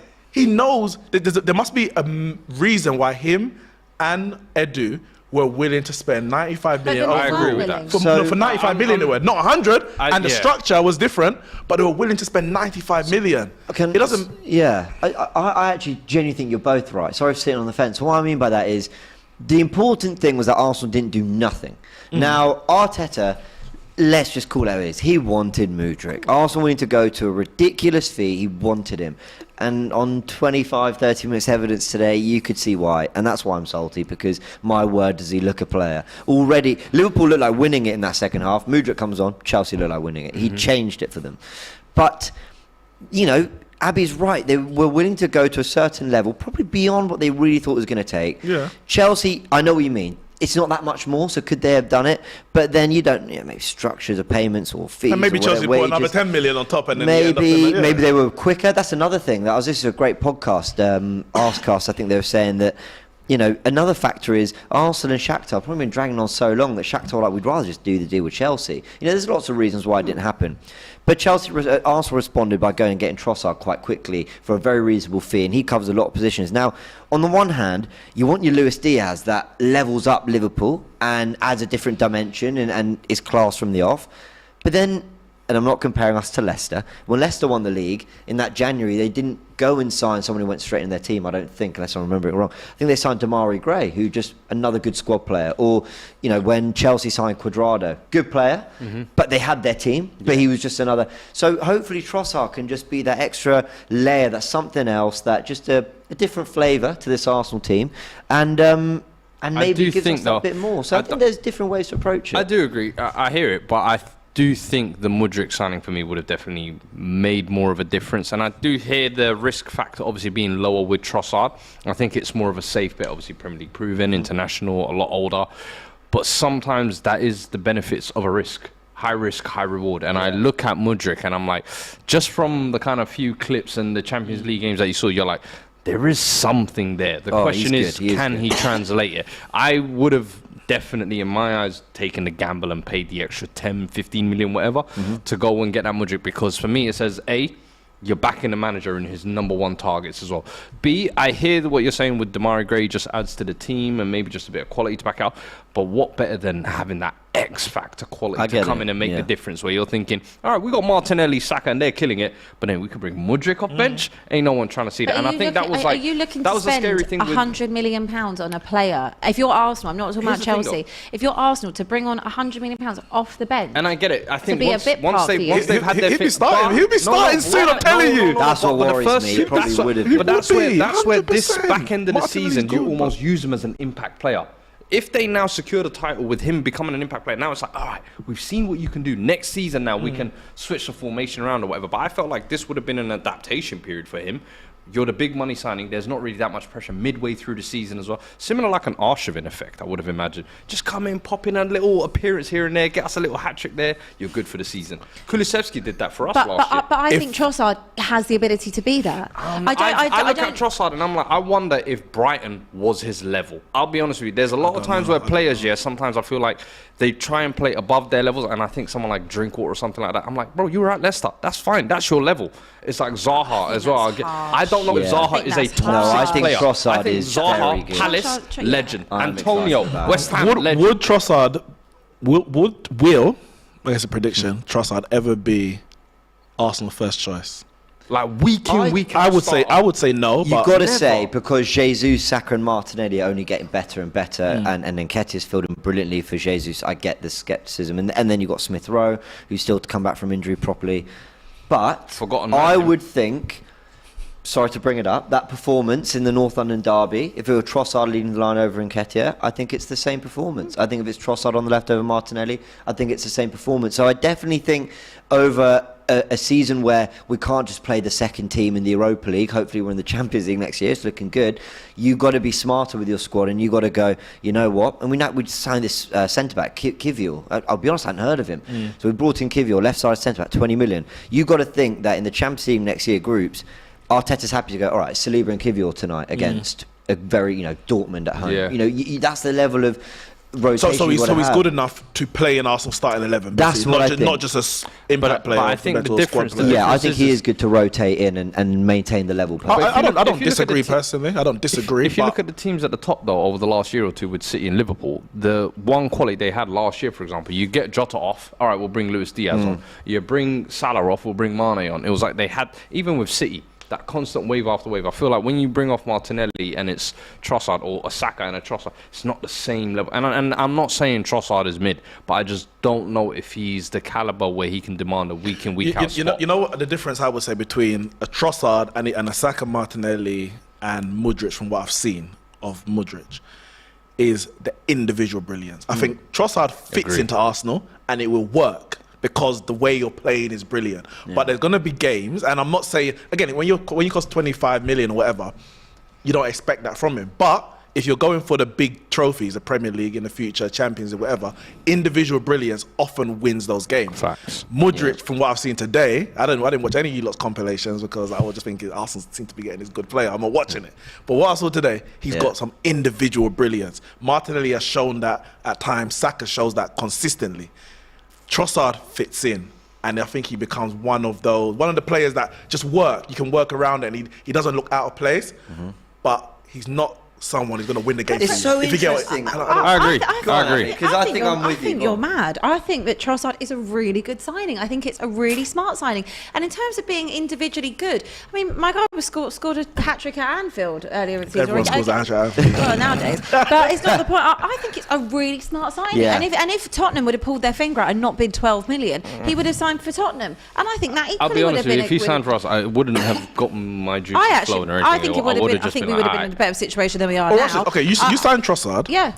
He doesn't start for us. Trossard only starts for you now because Son's been so bad. Facts. But not been peak. Son at his best, Kane, Kulusevski, doesn't get in. He comes in and helps out, and I think that's really what I think. I'm He not comes in bothered about what's going to happen in 3 months. I'm talking about now, and I wouldn't need to have someone in now that can create something and that can put the ball in the back of the net. And if I look at how Tottenham are, they're completely unbalanced. You're literally playing with 8 players that can do something because Son, Lloris, Dyer, Emerson, if they're in the team, you're already 4 down. You might as well have 7. So you're already at a disadvantage. I don't care if he's £10 million or he's £100 million. I think he would have been a good signing for you. To come in that can do a job straight I think he would have been a good signing for a lot of teams in the top 6. Defending Arsenal so much. This is ridiculous. I think it would have been a good signing. I think he's a really good signing. But if you put Mudryk and Trossard, for 20 million. He's 21 years old. Okay, and that's fine. But you've seen Mudryk play for 20 whole minutes. And I've seen it all. You're losing your head over it. Yeah, take the gamble. High risk, high reward. You know the biggest difference between Mudryk and Trossard? I think Trossard can, in tight space and tight moments, do. He's got the quick feet. He scores goals with both feet. I think I heard he's had as many shots with his left foot as he had his right foot since he's arrived in the Premier League. Yeah, he scored. I think we did a breakdown on AFTV. 9 goals with his left. Yeah, both footed. Right. Scored against all the big 6. Multiple goals against City, Tottenham, Liverpool, Chelsea. I think he can be a big moment when a big moment's player when Arsenal need it. I think a big difference. And again, I go back to the North London derby where Spurs came into that second half. We weathered it, but they came back into it. Now, in that situation, bringing on Trossard, you probably, like I said earlier, maintain that performance level we got. But I think if Mudryk comes on in that game, 3 or 4-0, because I think he just and that's all I'm saying. Cares, but that might be the difference. And you're competing with City. You're not competing with Brighton and Newcastle to get into the top 4. You're competing with City to win the. Look at I'm delighted with Trossard. I'm not saying Trossard's a bad signing, but at the top level, the margins are even slimmer. One second, Abby. You don't play City on the weekend. Not the weekend, on the midweek. They had De Bruyne on the bench, Foden on the bench. We're not talking about Tottenham because it's a stupid conversation. It's not about that. It's about City. They had Foden, De Bruyne, and Cancelo on the bench. That's what could potentially win the title. The fact that they could beat Tottenham. Don't get it twisted. Tottenham is still a good side in relation to the Premier League. In response to that is basically at 2-0 down. He's of De Bruyne quality, and I get that. I'm not saying he's of De Bruyne quality, but that's what I'm saying. But I'm saying that's the quality they've got. They don't even have to start those two guys, and they still come back from 2-0 down. You're talking, and listen, Mudryk could go on and be a brilliant Premier League player. But I'm saying you just need to calm down because you are talking about Premier League's on the line.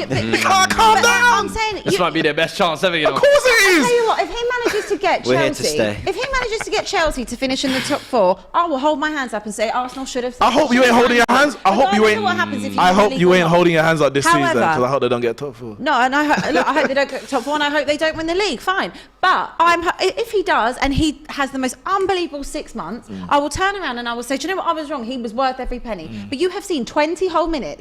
What a good 20 minutes that was. Are you watching the Ukrainian league week in, week out? No, never. So you have seen Champions a footballer who has been touted around in the summer for 20 million, 30 million pounds, I'm going to name 2 players who got standing ovation at the Bernabeu. Right. Yeah. Ronaldinho and Mudryk. Yeah, Del Piero as well. Del Piero. I just threw a number out there. You are losing your head Next season. Next year. You have watched 20 minutes of, and I'm sorry, he has played. He has not played more than 6 months of football, and I think for that fee, you better come in and be the best. I say this all to say, if Arsenal don't win the league because they didn't sign Mudryk, Arteta should be sacked. Anyway, let's move on from kind of talking Or maybe about Eddie this. should be sacked. Let's have a little look, someone. shall we? Someone Still on Arsenal, but let's move on from talking about Mudryk. Time will tell. Let's talk about Manchester United, because that's your favourite topic to talk about. Before we do that, Now though, games shortly going to be back underway. Leicester 1, Brighton 1, West Ham 2, Everton 0, Southampton 0, Aston Villa 0, and Bournemouth 1, Nottingham Forest 0. The Southampton game was delayed. They had a drone over the stadium, so they had to postpone it for a little while. So they're a bit behind. Would you like to start us off with Manchester United? Abby, when do I get my apology? What would you like me to apologise for? I don't know. I don't know what for, but I just know that you don't like my club, and everyone right now. Oh, no, should I do. I'm everyone very should respect very us. United So I don't know fan what these you said wrong, but something ain't right. You have I don't know. But she's been getting onto my club for a good year and a bit, and I don't like it. Because I said last year that you came in here. Let's just bring this back. So wheel it back a bit. Just to give people some context. First game of last season, you had signed who? Jadon Sancho. You had Ronaldo back. You had Varane. That was that. We had the first watch along. You, me, and Robbie. Leeds. 5-1. Leeds 5-1. We said to you, look at the money you've spent. Surely this is United's year. You know, you've got to put some credit on your team's name. You've got to make your statement, because you were talking a lot off camera. Wouldn't say it on camera. We said, do you think United will be challenging? They'll be up there. They'll be hitting. What was the amount of points you said they were going to hit that season? When you finish your spiel, I will respond. You got amnesia now. When you finish your spiel, I will respond in full. Okay. Anyway, he was given some numbers about where they would finish. They obviously fell very, very short of that. I have actually had praise for United this season. I've been very, very impressed with the way Eric Ten Hag has come in. He dealt with the Ronaldo situation. He's bought your club and reminded them that they are the biggest club in the world and they should act like it. Yeah. He's got rid of players that aren't good enough. He's bought in his own players. Some of them I think maybe you've overspent on, i.e. Anthony. But I think, it's whatever works for him. And, from the beginning of the season, when you started off rocky, I was giving Flex a little bit. And, you've proved me wrong. And I absolutely commend Ten Hag. He was one that I thought we might get at Tottenham before he went to you, before we got Conte. Fumble the bag. Yeah, if I get always fumbling the bag. But guys, that's all I needed, guys. We can cut the stream. Thanks for joining us. That's all I needed. I'm joking. I think it's time where you look at United and actually state your claim, honey. State it. Let me talk. I'll talk. With chest. Listen, I'm not aware of all of Abby's content, so I wasn't sure who she was giving credit to, who she wasn't. I just know that I get a very hostile reception from Abby. I'm joking, guys. We're good. We're good. No. A few years, back then when you said we beat Leeds and all those players came in, you and Robbie were pushing me to say basically this team should win the league, and I said no, guys, we should do with a 90 point. No, I was like, this team. I think we had 66 the year 2 years before, 74 the next year. I was like, we should be in the 80s now, pushing. And if 80 and 85 happens to win or be good enough to challenge for the league, fair enough. But in previous seasons, it wasn't. You had to get 96, 99, 100 at even time. You lot were pushing me, and I refused. And the moment that it crumbled, everyone got it. Ronaldo, Pogba, this, that, whatever. Everyone was getting cussed out by Abby. So I just wanted a bit of, get her view on the turnaround of Man United. They're all gone now, Ronaldo. They are. And fair enough. If Abby has given us credit where we deserve it, I welcome that. On Manchester United as a whole, I think there's been a lot. The knives have been out. The knives have been out for Ten Hag from the start of the season. From the moment he got the job, even prior, in the fact that whoever came in, it was a case of it's not Antonio Conte, because the whole world was telling us that Spurs, we won the game, we won the battle, Spurs won the war in El Sacico Part 1. This is, of course, Part 2, West Ham and Everton. We beat Spurs 3-0. Oli kept the job. Nuno Santos got sacked. Conte came in. We won the battle, Spurs won the war. Well, here we are, over 12 months later. And we are currently winning the war. The tables have slightly turned at points where Man United fans were trying to tell people that what we need is not a wham bam thank you ma'am from Antonio Conte, who's going to come short, sharp, maybe 2 years, whatever. We might get in Champions League. We might even win a trophy. But he's not here for a long time. He's here for a good time as long as it suits him. He ain't trying to give us a good time. He's trying to give himself a good time. And once he's done, he's out. And Spurs got top 4. And it looked like, oh, Man United should have got Conte in. But for me, Ten Hag, for me, was always the one. Pochettino should never have been in the run-in. Gary Neville was pushing Pochettino. A lot of the pundits out there were pushing him. But Man United fans, en masse, I'm talking 80, 90%, were all saying Ten Hag. And after 2 games and signing a 5-foot centre-back, and I've reduced his height because that's what they were calling him. They say he's a 5 foot, how can he cope? All the knives were out for him. And the turnaround since the first 2 games, Brighton and Brentford, has been magnanimous, to the point where some people who were, some people were, you know, Ten Hag can't even wear the suit. The suit looks too big for him. He was wearing the same suit for like the first 2 months. I can't Football fans are relentless. That grey suit, he was sweating through that for 2 months straight. Well, he said, I'm not changing my suit until we start winning. And we started winning, he changed the suit. You know, but the turnaround from Man United in the but at every juncture, when it looks like, all right, finally you're going to give us some credit, they bring something else. Well, look who you've played. Well, look, and Arsenal, you know, Arsenal very much know the look who you've played. I've used it on Arsenal, don't get twisted. I welcome it from all rivals. Banter, we love it. But I'm just here to flip on the other side. We played everyone. And Man City twice, barring Leeds. We got them back to back, I think, in February. But we played everyone, and we are where we deserve to be. And I'm not trying to push towards a title, because that's what they want you to say. She's itching. She's asking me, that's the next question. I'm preempting it. No, we're not in a title race. No, we're not going to win a title. But the progress that we've made on Ten Hag has even surprised me. I had a 6th. We're saying. Thank you for your TED talk. I'm in a weird time where I think Ten Hag, in a lot of ways, has done an outstanding job. I think there's an identity when watching United. They look like they've got a plan. They mix it up tactically. They've beaten some big sides. I think the recruitment in terms of largely the players he's brought in are doing what he wants them to do. Casemiro, I really like the Ronaldo thing, the way he dealt with that. I really liked. Some people gave him criticism actually, saying that, you know, actually he should have made the decision sooner. I disagree. You're dealing with a club legend here. Some people say he should have made. Roy Keane was like, you can't treat him like that. And he had the punt, and I know what it's like when the manager's trying to do things and former players are even questioning it publicly, and they got to stick to their guns. And I think Ten Hag in that sense is just been immense. However, and people must think I've got a real issue with money being spent in this league, but the one thing is, because Arsenal have spent their fair bit, let's not, Arsenal have spent money. I spent his last 2 summers, but yeah. Yeah, and we're top. So he did spend 220 million in his first summer, Ten Hag. Yeah. I think he's doing a little bit above what he should be, if that makes sense. He should be in a top 4 race minimum, and they should be improving. However, it's more the wins he's had, the way he's been able to tactically mix it up, the way he's dealt with the Ronaldo stuff. That's what I really like, the authority he's shown. Yeah. And they've had some really good performances. And they've shown a degree of consistency they didn't have. So that is all tick, tick, tick. But I don't think it's like he's blowing and... Question. Yeah, go for it. So I'm not even going to disagree, but it's more in the case of, if we should have been in a top 4 race based on spending 220 million, why did nobody predict it? It's so fair. I did.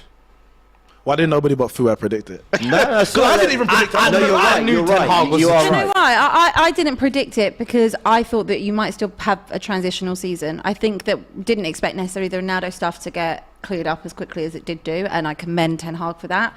I think that probably still thought that you might have some teething issues with implementing his style of play, and kind of, just the team gelling. But I think that it's gelled very well, and that's why maybe no one other than Fuad put you in that conversation. I still thought that there'd been so much disarray at Manchester United for such a long time that I didn't expect Erik Ten Hag to sort everything out as quickly as he had done. And you have to just give him complete credit for that. I also thought Liverpool would be better Spurs than would be better. Well, I think I had Spurs in the top 4. I had Liverpool in the top 4. I had Chelsea 5th. Their summer was a mess. I didn't have Chelsea. I also didn't expect too much from Chelsea, but I think Liverpool and Spurs have helped out massively. I thought United were guaranteed. Newcastle to be up there. We wouldn't have called anything if you look at that top half of the table. We wouldn't have called any of it. No, top 4. I think United. I would have the reason why I said it was because I knew the summer signings you'd made were actual significant improvements to your first team. I thought Lisandro, people were dissing him in the summer. Bad tackle Go from Rice, check though. my tweets. I was like, if you lot think you lot are going to judge this guy by his height, you are sadly mistaken. You haven't watched him. Like, I watched him shut down Haaland in the Champions League when he was playing for Dortmund. So it's like, and the thing is week in, week out, if you saw him on the ball, I knew he was going to bring something to your team. And you lot were missing that centre-back. And also Ten Hag. I've watched that guy for the last 3 years at Ajax, what he's been building. I'm like, listen, that is a magical manager. I think 2 years ago, I always talk about it. Listen, I tweeted out, get Ten Hag to Spurs. And we fumbled it big time. And this summer, I was like, if he gets his players and these players buy in early on, for me, I think that was the key part. How much of the players are going to buy in? Because the one thing I always said at United, it needed a cultural reset. Yeah. And the Similar players like had to buy into Arteta. that, like you said. Yeah. Arteta, it took him 18 months, I think, before everybody in that dressing room fully bought in because he had to clear out so much. Once the players started to see, oh, he's gotten rid of everybody who doesn't they were like, you know what? If I want a future head, then I'll go, let me become one of his guys. Ten Hag, very early on, I think the United board got behind him with the funding, and I think the whole Ronaldo... I think the Ronaldo situation was happening in the summer. And that fast-tracked it what for you me. said was It right as well. fast-tracked it. The fact that he came in and he was very respectful to a great, and he was like, no, I need Ronaldo, I want Ronaldo, he's part of mine. He never ever said anything disrespectful. public, no. But then when push came to shove, he said, I'm not doing this. He let it back play and forth out. on He the- let He it do He, that. he gave every player the Yeah. rope to hang themselves with. Ronaldo, Absolutely. Maguire, he gave them all the rope. And that's what I loved, is when he first came in, he gave everybody their chance. Maguire, I'm going to give you the first 4 or 5 games. Yeah. And then guess what? That Brentford game, you ain't seen the team again. And what I love is he's stuck by those Despite decisions. all the pressure from the English media who wanted him 100%. Maguire ready for the World Cup Even and all like that. He said, early "Well, on I got a job when to do." Casemiro came in, Casemiro didn't start, I think, the first 4 games. Yeah, I feel it was People only were after the why derby is he my started- friend still playing? And it was like, they were getting results. But then as soon as the result went the other way, derby. he said, all right, now it's time for the... And even like the way he's handled Garnacho. I think the Yeah, way he's breakthrough... because he had issues with like behavioural issues in the United summer. years, it was if a wonder kid breaks through, whether that's Greenwood, whether that's Rashford, oh, you're playing 450 minutes every single game. And it's like, now he said, no, you know what? I'm going to bring you on as an impact player against City. And guess what? That's the that's what I need you. And look just that freshness and look who he's excitement. improving. I mean, Wan-Bissaka, Dallo. I got laughed at by some United fans. We when I needed said 2 that- right backs in the Bro, summer. Now we're like, you know, maybe we don't even need one right now. I saw Like, Wan-Bissaka That the is other day. I was proper seeing coaching. That So angled good. runs. That is I was proper seeing coaching. touches. I was seeing crosses. I was like, who is this guy that's playing right now? Unrecognizable. This is Luke what I Shaw's mean. playing centre back in a 2. No, he's done it in a 3, in a 2. Every great manager or maybe I use that too quickly because I'm going to put Arteta in this, but Every quality. you know, Look at him, every look at or Quality. potential, Yeah. great I like to that quality. Anyway, you know, for all the money Guardiola spent, he got something out of Fabian Delph at left back. Jordan Henderson, again, a little bit laughed at. Look what Klopp got out of him. And then you move to, Wan-Bissaka, Granit Xhaka under Arteta. But I owe this guy a public apology. I think I have done on AFTV, but I thought Granit Xhaka, we will never get top 4, let alone be a serious club with Granit Xhaka in our midfield. And now, I dread the thought of him not being in there. He's a leader, he contributes to the attack, he drops into the back 4.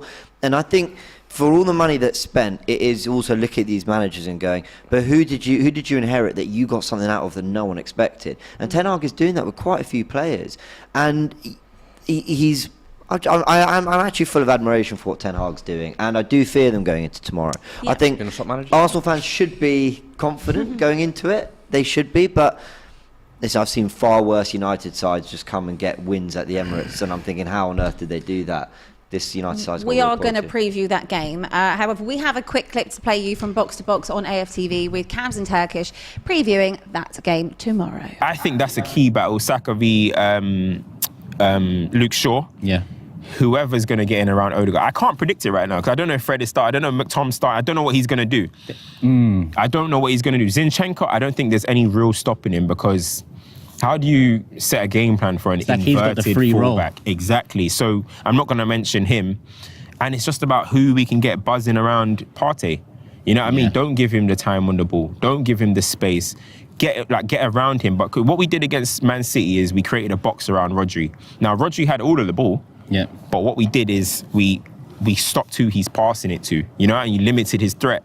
So you're marking KDB, you're marking Bernardo Silva. So Rodri's looking around, having to rush it. Who's he passing it? All right, go back to Ake. Yep. That's what I want. Listen, I want Saliba and Gabriel to come off the game with most touches, most passes, most touches.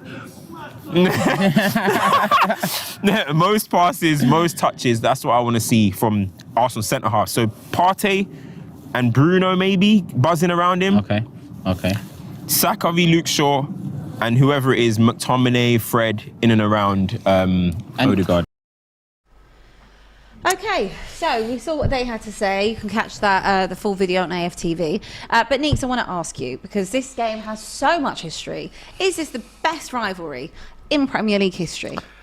Without a shadow of a doubt. I had this discussion on this table on a Saturday football show last season when Jamie Carragher came with his nonsense about Man City versus Liverpool being the best rivalry in Premier League history.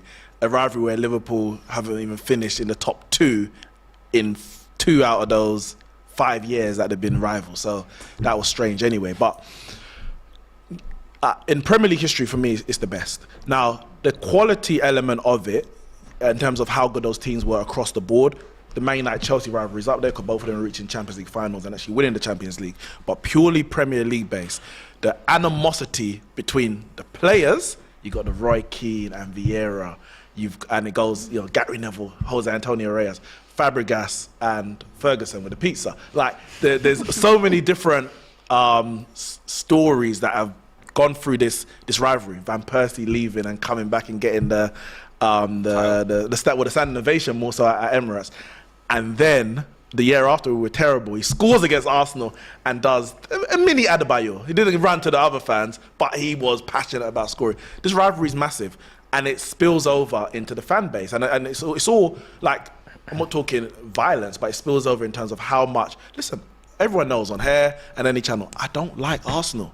I might even use the H word. Look, you're in good company. I don't like Arsenal.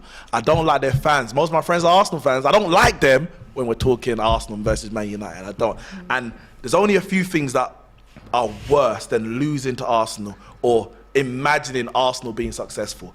That's Liverpool being successful and nowadays Man City being successful to an extent. In generally, I don't mind Man City winning the league because who the hell are you? But this year, I don't want Man City to win the league because they might get 3 in a row. So there's caveats in certain those Would you things. rather Arsenal won it? This year. Just to Wow. pause you, there's been a goal at Leicester and it's Harvey Barnes. No way. Oh, look at Abbi Deserving out. she's smiling because Brighton's not going ahead of Spurs. Harvey Barnes with the goal. Leicester 2, Brighton 1-1. 1. Continue. Unreal. But, I said, I don't like Arsenal. I don't like Arsenal fans being happy. I don't like Same. Arsenal winning. But you have to respect what they've done. You have to respect what they've done. You have to respect their history in the Premier League. And I think for me as a Man United fan, partly this is the biased part of it, but I don't think anything would be better than this rivalry being reignited. And I'm talking top of the table, not fighting for 4th, the Twitter derby, and all that, Europa League nonsense. I'm trying to hear Champions League theme tunes. I'm trying to be fighting for Premier League titles. Those wins or those losses at Old Trafford or the Emirates need to actually mean something. And again, I'm biased, but I think the Premier League would be greater for it. I do think it is coming back to that though, and I almost feel like this fixture is almost a sign of the times to come, because I do actually feel like these two teams are actually coming back to the forefront of the Premier League, where we're seeing Chelsea and Liverpool kind of go through a rebuilding period. I do think these two teams have the right coaches in time. They've gone through their transition periods and they're signing the right players, I feel like, at this moment. Both superpowers in Premier League history, of course, with their great rivalry, as you said. I think now this is kind of like almost a taste of what's to come, I feel like. Could this be kind of... Could we go back to the Arsenal United battling for the title? Of course, you'll always have City in there as long as Pep Guardiola's there. I don't think they'll ever go away. But seeing that dynamic come back in, as you said, move away from kind of the banter Classico and Twitter Classico to actually it meaning something. And it's like, that's what it's become, literally, because they're the two biggest fan bases online. And it's like constantly going back and forth. But now it's like the teams can actually go back and forth. And it seems like both fan bases are actually behind their clubs. They're both loving what they're seeing at their club, both on the pitch and off the pitch. So it's a weird time to kind of have this game. It's like both of these teams loving everything that's going on. I will I'm say, not used to this. Can I just read the super chat go really for it, quickly from Queen in the North? I think it was just touching on what you were talking about before earlier about spending 220 million, and it was because we lost, I think he meant to say 10 players rather than 19.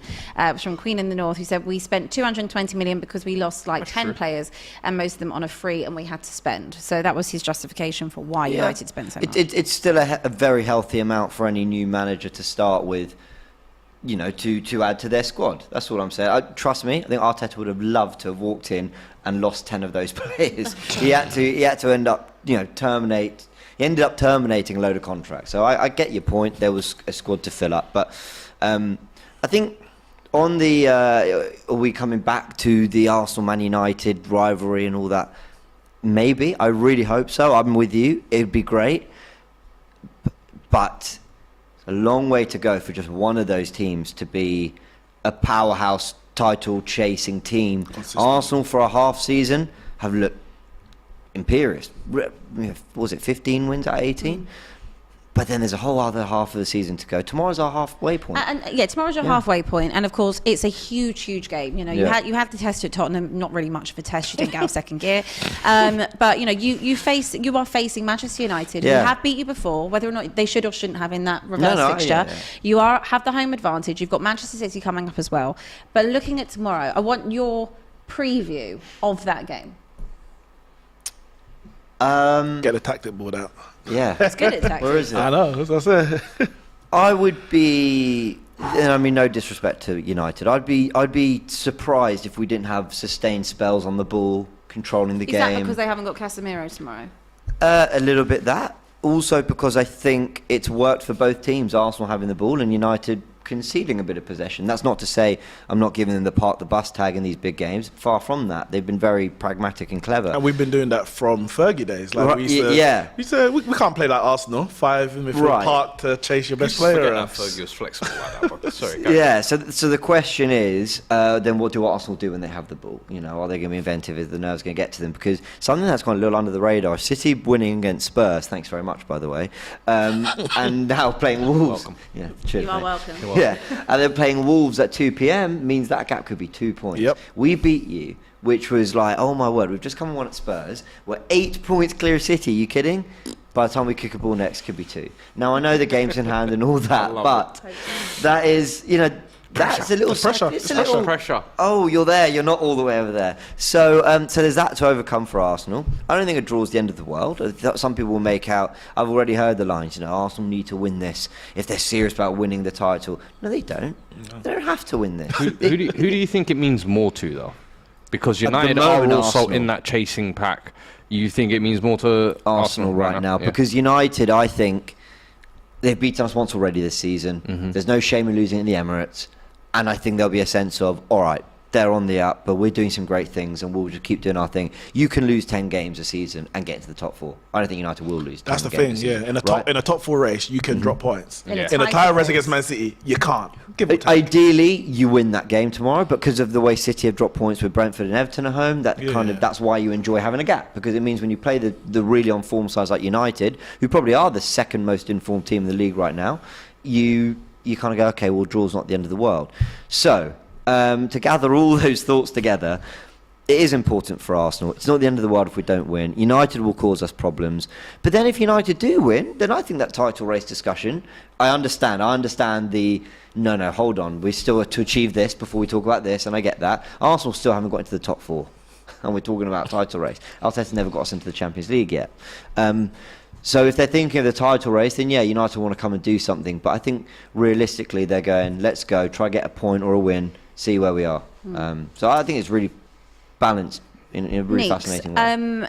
We mentioned no Casemiro for you, but I wanted to ask you, if you look at Arsenal's team, who is the player or players you are most worried about tomorrow? Saka? I was going to say, don't say no one, because that could... No, I'm not going to be... Like, when Arsenal were sitting 8th, I could run that banner, but I can't do... that's too risky. I say no one, and they pop 4 past us. Like, I can't do that. I'm not going to put myself... You got to respect it. Yeah, you have to. Saka, obviously. That's I think in the first game at Old Trafford, we had Malacia there, and Malacia started the season well. Obviously, took the position from Luke Shaw, and that game was like, you know what? He needs to maybe do some work. He needs because Saka got the better of him in that match, and I think Saka scored a goal. Yeah, the Emirates game. No, the Old Trafford. Old Trafford, yeah, he did score. Yeah, he scored a goal. Yeah, and Malacia was kind of out of position. And I mean, Ødegaard, candidate for player of the season right now. He's scoring goals, he's creating goals. I don't watch Arsenal in depth like the rest, but he is the go-to guy, should I say. If he plays well, Arsenal are generally going to play well. And of course, you got Thomas Partey. We don't have the battle, unfortunately. The Partey Casemiro, that would have been brilliant. That would have been brilliant to see. But even though I know Casemiro is the best defensive midfielder in the league, I have to respect what Partey has done, even before he came to Arsenal, but more so what he's done this season. Because he even said it by his own admission that his first year and a half or so Arsenal, he gave it like a 4 out of 10. Yeah, he did, yeah. And since literally that interview came out, he's been nothing short of a 7 out of a 10, if not higher at times. So you mentioned Ødegaard as well, didn't you? I did mention Ødegaard, yeah. So for me, those are the 3.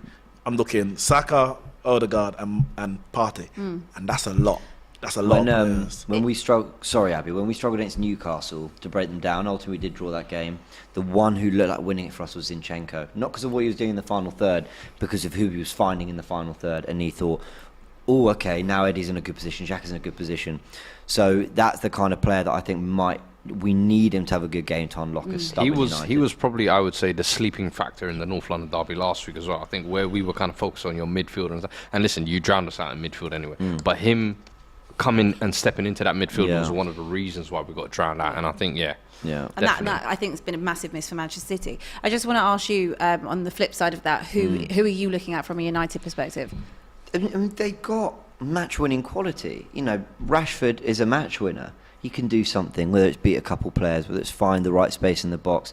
Bruno Fernandes can drop a 0 out of 10 and then score a great goal. Like, you know, they do have players who can do. Just to pause you, James Ward-Prowse has scored. It is 1-0 Southampton. It might be a free kick. It might be a free kick. To be a free kick. Let's find out if that's a free kick and it breaks the record. Go on. Sorry, continue.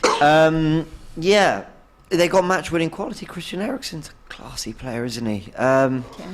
I don't think Martial was at his best in the derby, was he? But no, I don't know if he's even going to start. Okay. Rashford.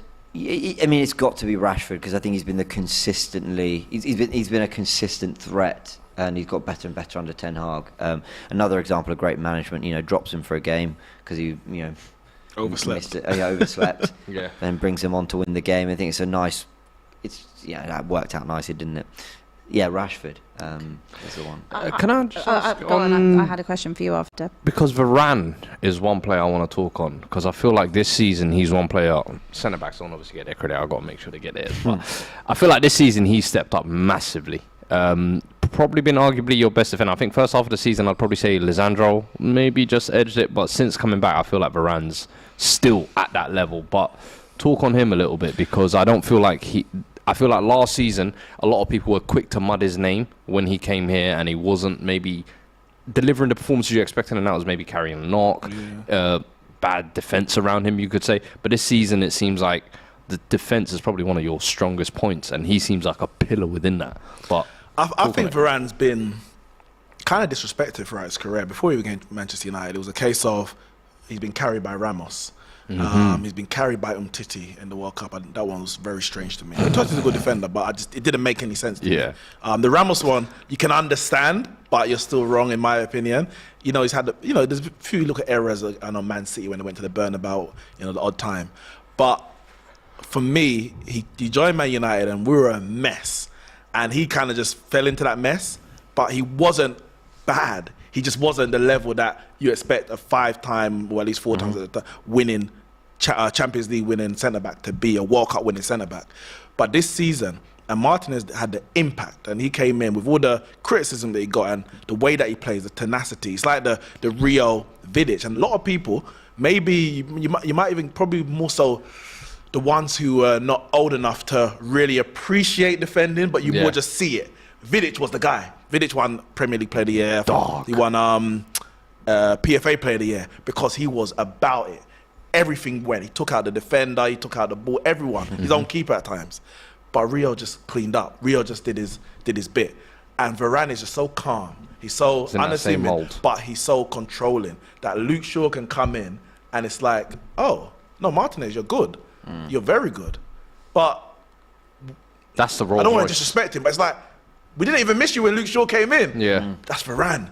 That's Varane because he's got control of that whole defense, and I've rated that guy for years. From when Jose brought him into the Real Madrid team at 19, I've rated that guy. And you're displacing Pepe, who is, for me, was still one of, I mean, at 40, he was still doing bits at the World Cup, so tells you kind of the level of Varane. But I do think as well that partnership between Lisandro and Varane does remind me of that Rio and Vidic. And I know people will look at that and be like, oh, what are you talking about? But profile-wise and stylistically, how they play, one being the calm, cool recovery defender, and then the other one being the aggressive front foot, similar like we have in Romero, to be fair. But Lisandro, I just feel like that's a perfect hybrid, and they connect well, to be fair. But I don't think enough people have spoken about Varane's improvements this year, where Lisandro's been getting all the props. Listen, I've had discussions, people talking about he was a great defender. I was like, what are you talking about was? He is a great defender. And the thing is if I'm seeing like Thiago Silva still getting his flowers at 36, 37, which he deserves, let's not try and discredit Varane, because this season I feel like he's been one of the best defenders. And jury's out for me on Lisandro Martinez a little bit still. Not to say brilliant against Harry Kane, and I keep mentioning because we got him over you. I was going to say another one. The summer move really burns. He was the priority defensive signing. Vlahovic, I don't really rate them really. I want to.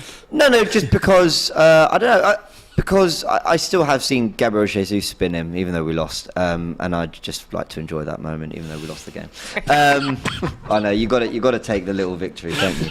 Man. No, but Varane, if a team is doing well and you don't notice their centre backs, they're doing really well. Yeah. Like you know, don't want to not be talking about centre backs. Yeah, and Saliba, that he's become a little bit. When he came into the team, everyone was so surprised. And now recently it's Gabriel getting all the credit, but Saliba is still doing really well, but no one's talking about it, and that's what you want. So I don't really pass much judgment on Varane. If you ask me right now, what do you think of Varane's season? I don't know. But that's like a really good thing, you know? I guess the less spoken about. I guess he must be doing really well because they're winning games, and I was talking about your centre backs every single minute. What, you're right. By the way, that Southampton goal was disallowed. By the way, so it's still 0-0 at Southampton, Aston Villa, 1-0 Bournemouth up at Forest, Leicester 2, Brighton 1, and West Ham 2, Everton 0. There is a possible penalty at West Ham. We'll let you know what happens there. But for who? Chris, come on. I had a question actually. This one's for you, Fuad. You know, there's not much really splitting United, I guess, in Arsenal at the moment, other than kind of the league positions. Yeah. The most important thing. I want to know who you think has been the better manager, Ten Hag or Arteta? As much as I want to say Ten Hag, I have to say Arteta, to be fair, because I don't think anyone saw the improvements, especially after back-to-back 8th place finishes. Don't get me wrong, I saw the All or Nothing documentary, preparing all my jokes, and it was like, I couldn't find any. What's going on here? So when I watched the All or Nothing doc, I was like, I don't think this season they're going to be as pushed. I actually thought this year. I heard the doc didn't have what I wanted, so I didn't watch it. I still haven't watched it. You know, I have no intention of watching it. It's not a comedy. Exactly. Like cinema. Ours was like during lockdown. Yeah. Everyone's at home watching wasn't Man this. City's documentary during the Centurion? Yeah. I didn't watch it. I haven't watched it, guys. I'm not watching Jose it. Mourinho look up to the TV with his glasses like that was well. I watched that one. The Daddy Rose clip. I watched that one. Dele Alli clip. Dele Alli Like, there's clip. so many iconic moments in that Spurs one. Son, Hugo Lloris, Laughing at us, though. I'm not- the Harry Kane speech. Yeah. Crazy. Yeah, there are some the amazing amount of moments in that, like our sporting director getting coffees and flirting with the coffee lady when you should be getting transfer targets. What's wrong with you? Do you know what? I need to rewatch that. Bro, ours was like the most Friday night video. Ours was embarrassing. like The Office, basically. That's Literally. watching The Office. Hilarious. So when yeah. I was watching your one, I was expecting kind of similar, the same thing. But I knew saw it was after a watching, serious I club. saw, I looked at it and I was like, no, Arteta's a serious manager, and the players have really bought into what he's saying. Guys like Shaq, I was like, oh, he's not just some hothead. Because I thought the players might have detested him behind. Oh, he's always letting us down. No, they really believe him. Like, and it was like how they all bought in, and I was just like, yo, this ain't what I thought it'd be. So I knew this season you lot would probably look a little bit better, and I did not expect that. So I have to give Arteta a lot of credit because it took him 3 years to get to this point. And if now you're at the top of the table, 8 points clear. Listen, I love Ten Hag and what he's done, but that is it's one of those ones when I said I don't like Arsenal, so I have to throw in a few digs where I can. At any other club in the top 6, he's sacked. He's not in the job. Gone. But when you get that opportunity like you did, damn, take capitalize it. on and it. Right now he's taking it. Now we don't know how the season's going to end. We don't know how the future's going to hold. But as it stands right now, I would love to say Ten Hag's been better this season. And we've got a lot of issues happening behind the scenes, sometimes even in front of the bloody scenes, but that he's had to deal with. And Arteta's had to deal with that in the past and finish. So we're not talking about, for me, who's the better manager in general? I have Ten Hag over Arteta. I think he's proved more of his career so far. But I talk about this season, I think you have to give it to Arteta. To be leading Man City by 8 points. I just want to read the super chat from AK Dash, who said, Eric Ten Hag has sorted the mid and back line. Attack still hasn't got to it yet, though. We still don't score enough to make a push for the title, but once he does, ... So maybe, but again, that could be in terms of investment. Obviously, Arsenal. I'm not talking about that today. That's too depressing. But, Arsenal have done so well with their academy. The likes of Saka, Smith Rowe, Martinelli. Bit of luck as well. There is a lot of luck there, same as us when we struck gold with Harry Kane, and I think that you've still got Rashford, and obviously Rashford is having a complete resurgence, and I think that next season you'll be in a much better position up front, and you'll be more of a finished article. I'm sorry, I keep interrupting. It's okay. I'm just going to move on from this shortly, but wrap it up for me. I'm just very interested to see if Ten Hag has a bad patch, how that goes. I'm not suggesting anything. I'm just interested. But I think that's the thing for every manager. For every manager, you always want to say, all right, it's all good now, but when it gets bad, let's see. But I don't even mean it in like when you hit the tough games or when things go wrong. I just mean, how do you I'm react? just interested. I think Arteta's shown a real steel to come through a really tough patch and go, right, that's it. Smith Rowe, Saka, Martinelli are starting against Chelsea, or we'll lose the first 3 games. All the new signings start against Norwich. I think he's been able to overcome things, the Aubameyang stuff. And Ten Hag's had to deal with a lot. There's a potential sale going on. There's Ronaldo. There's how do you deal with your captain and not playing. He's had to deal with a lot of things. But what happens if he loses 4 out of 6 games? I'm just interested. It'll be interesting. I mean, those first 2 games were tough. Yeah. They were tough, and there was a lot of talk. Frank de Boer, they were talking. Could be I remember that. So certain bookmakers paid out. Hey, this Frank de Boer guy is the guy you were hyping. I'm like, you lot wait till Christmas. certain bookmakers paid out on Ten Hag being the first manager sacked that early in the season. So which is mad. Yeah, we'll see. I want to get your predictions for tomorrow's huge game, James. The closer we get, I do feel more confident. But I went earlier in the week with 2-2 Forever Arsenal. Interesting. Because I'm a pessimist. I've not really gone. You feel like a reality check is due. If you ask me to pick a winner, I have to back Arsenal. I have to. But I just think United have a lot of quality. It could be a really, really interesting game. Also, the Sky cameras, Gary Neville watching. Of course, we're going to bottle it up. No, I'm kidding. No, we've stepped up in big games. Big test tomorrow. Neeks. I'm not going to lie, I'm worried. I'm slightly worried. Please don't. Please bring your chest tomorrow. Arsenal are very good at home. I think you've only dropped points against Newcastle, correct? Yeah, we really could have won that game. Should have. So I am worried. We don't have. I don't think Martial's going to play. If he does, he's not going to be fit. It's going to be very much like he was in the derby. No Casemiro, huge miss. We dropped points, obviously Palace in the way that we did with that late dagger. I'm not worried about necessarily us bouncing back from that, but to do it against Arsenal at the Emirates is one of the toughest games that you can do it at. I have to be honest. I can't see us winning. I'm gonna be honest. I can't see us winning. And if I was predicting any other team but my own, I would say Arsenal win 2-1. But I can't predict us to lose in the current vein of form that we're in. I'm not gonna do it. So I'll say 1-1. I think it might be a draw. Fuad, what do you reckon? Same. I'm going for a draw. I would say 1-1 as well. Yeah. Been a long time since people have said Arsenal at the Emirates. The Emirates used to be just you turn up and most teams have good records. And listen, I would take I'll take a draw. We beat them at Old Trafford. Bigger toilet bowl.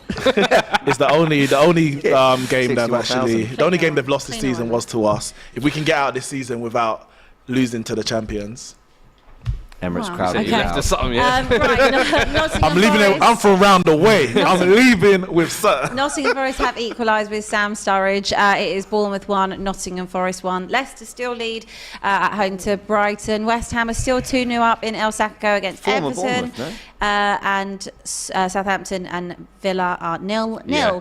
Now, Yeah. Sam He's Sturridge, former yeah, Bournemouth Sam player, Sturridge, actually, yeah. right, moving on to my least favourite topic. I don't know if Fuad is still feeling that he loves them. Who? Tottenham. Who? Who? You actually didn't wear a shirt today, did you? No, I came in here the other night. You still had love. Hey, man. So I guess we'll start at you, Fuad. What happened? What happened against Manchester City? For anyone who doesn't know or didn't know, what happened? Well, for anyone who's been watching football for the past 20 years, same old Spurs, different season. Same old Spurs, same old bottle. 2-0 up within 5 minutes of the second half, basically. Proceeded to capitulate within itself. I mean, defensive mistakes, goalkeeping howlers, inflexible manager, a stale squad, Lack of a boxing. slow board. Yeah, it's just a club that's really gone stale at the moment. And midweek, I felt like was just the epitome of it all. And as I said from the North London derby, I said from there onwards, I pretty much think it's a downhill slide for the rest of the season. It's pretty much watching a case of when Conte walks or when Conte announces that he's not signing a new deal, because we are 3 weeks into the window now. I have not seen one player walk through the door, so clearly Conte is not being backed, so therefore why is Conte Paratici's not also signing a new in contract? jail, so Paratici's we're just throwing been a bit thrown of in jail issue last there. night for 2.5 years. Did he actually go to? Well, He's yeah, got banned, he's yeah. been banned Yeah. for 2 years. Okay. Apparently, it doesn't apply in England, but I'm sure they will find Yeah, some they'll loophole to get I him. just want to mention that Aston Villa have now scored at Southampton. Ollie Watkins with the goal. Douglas Luiz Don't with doubt the my kid, assist. bruv. Ollie Watkins.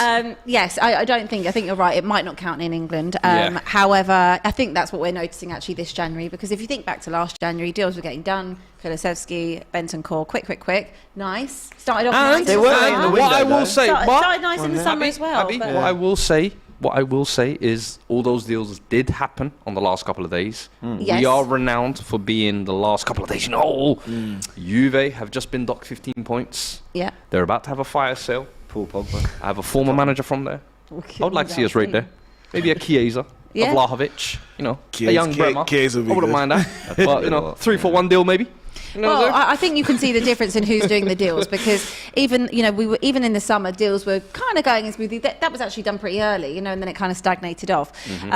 But what you've seen in this window is typical Daniel Levy. You want £25 million for Trossard? How about we give you 12 million and a packet of mints? Like we'll try with That's that. a pretty If- 45 million for offer, isn't Porro. it? Yeah, but 45 million release clause for Porro. Oh no, let's try 30 million. No, And we'll meet give the you release. Yeah, and we'll give you Emerson. What's No, the no, release no. clause for Porro? 45. 40, I think it was good 40 player or as 45. Meet the release clause. Thank Oh, you. so Football is Manager. Royal the player they offered? I don't know. Don't- There was don't- someone they don't- offered. It was like I when hope they it tried was. to get Grealish and offered 3 Nah, million. they wouldn't want to Josh lose Arnold. him. Like banter. This is the difference. Like when got you the have, credit. I guess, a football director that's doing it, or you have a chairman who has no business Scores at again. all Evan Ferguson. being in it. Oh, 2-2 wow. Brighton. 2-2 Brighton. And the smile is wiped off Abby's face. I've got to give I Tottenham. don't care. I know you don't, but You know I don't want care. you to care. I don't care. I Listen, could if we care don't less. if we don't get top 4, send me to the abyss, man. I'm cool. No Europe next year. Very comfortable with finishing Tottenham. 10th. Do you know why Tottenham is so fascinating, right? Because you're playing Man City on Thursday night. It's a win-win, really. If you win the game, brilliant. You've won at the Etihad. If you lose the game, well, you haven't done Arsenal any favours, and Fantastic. that, win-win. That's but you watch turned- our reaction. But you turned it into a lose-lose because you actually took the lead. You tuned it up. You're like, okay, this might be doing Arsenal a favour. But at least we get the But win. the season started again, and the chase for top 4, we're going. Oh, we've lost 4-2.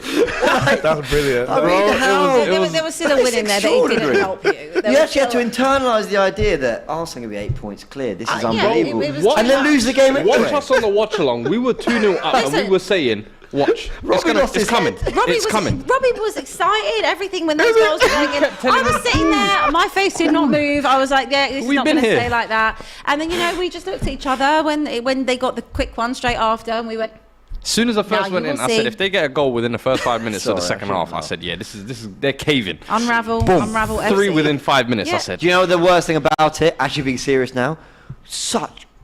Can I swear? Such shit goals Do you know what I mean? 100%. Just See the fourth? balls into the box, crowded areas, messy. Long ball. Off People long throwing leg. their Dropping them in the bodies chest. nowhere. Near Lloris in the near post. post. Like just, was it Longley who just kind of bad Longley. touch? Mahrez is in. But look, what are you doing? It's not just Lloris and it's not just Longley, it's not just Dyer, it's not just Real. It's course a collective thing. And what I would say is that if we were getting beat by goals that were unstoppable, you say absolutely fine, fair enough. You've outplayed us. Was for it that. Arsenal second? Yeah, or there's goals that you'll get being outplayed for, and you say, do you know what, credit? That was a really good goal. But if I look back at the last, God, how far am I going back? Let's go back 6 games, right, before the World Cup. If I put into it how many individual mistakes have led to a goal, or have caused a goal, or have been dropped in the back of the net. We have gifted every team at least 1 or 2 goals. I actually think going back to the Liverpool game, it's mental. Newcastle as well. Newcastle, Villa, there's so many. Lloris, and Arsenal. I think my Twice. thing is, I looked at this article yesterday that Hugo Lloris did with Dan Kilpatrick, and it was after the City game, and this is your club captain, and he comes out and he says anyone could have conceded those goals that he conceded. They took a slight deflection in both the one in against Arsenal and some of the ones against Manchester City. It's not his fault. And the only thing he might be suffering from is a bit of mentality exhaustion from coming back from the World Cup, mental fatigue. This is your captain. Now, if I think about someone like Jordan Henderson, or I think about someone who's a real leader at a club, and let's say you put one in the back of your net, or you make a mistake, as a captain, own it and say, my form has not been good enough. I've been costing this team, and I want to try and do everything, and I hold my hands up, but I want to try and do everything to turn this around and be better. Your captain's coming out here and saying, it could have happened to anybody. Everyone just drops it over the line. It was a deflection. Take some accountability. And this is the problem with Tottenham, because they never take any accountability from the top down. The mentality is so poor. So when you've got your own captain there, who as soon as he's dropped one in the back of the net, is looking around for someone to blame. No. Start blaming yourself and start looking at yourself, because if you took accountability, maybe people wouldn't be so harsh on you. Facts. And you talk about accountability, but let me show you. The last 7 games, you were talking about how errors are costing us. The last 7 losses we've had, So you got Man United 2-0 loss, Dyer error, leading to goal. You've got Newcastle 2-1 loss, Lloris error, leading to goal. So I'm going to laugh throughout. You've got the Liverpool loss, 2-1, Dyer error, leading to goal. Diarrhea. Brentford draw, 2-2, Dyer error, leading to goal. Diarrhea. Arsenal loss, Lloris error, leading to goal. That was a great finish. Man City loss, Lloris error, leading to 2 goals and a Lenglet error. They also didn't put the Perisic one in there. Yes. And they also haven't included the Liverpool game. Mate, there are and this is There's so many. this is just a sample size of 7 games. I'm telling you, as 2 Spurs fans sat here, this is 3 to 4 years of compilations. Did you we see can put together. the Lloris compilation? The Lloris compilation. Of mistakes. This is going back to when we were at Wembley. Mate, I'm telling you, Honestly. people think I've been like this Lloris hater, but really and truly, I've been trying to tell people, let's replace this guy before he expires before our eyes. And he's doing what's that right happened now. you're seeing it Yeah, happen live in front of because there was a point where he's a quality keeper, but you knew he had an error in him. Now he's an error-prone keeper who's got a good save in him. Yeah, Like, and- it's literally and flipped. what that's keeping Yeah. there is longevity, and he's got a World Cup medal. Yeah, Yeah. I don't care what he does at France, with all due respect, and he still dropped one in the back of net for them. Yeah. This is a super chat from AK Dash. He said all the other fans saw it coming, but you lot were on the best start of your history, best start in your history.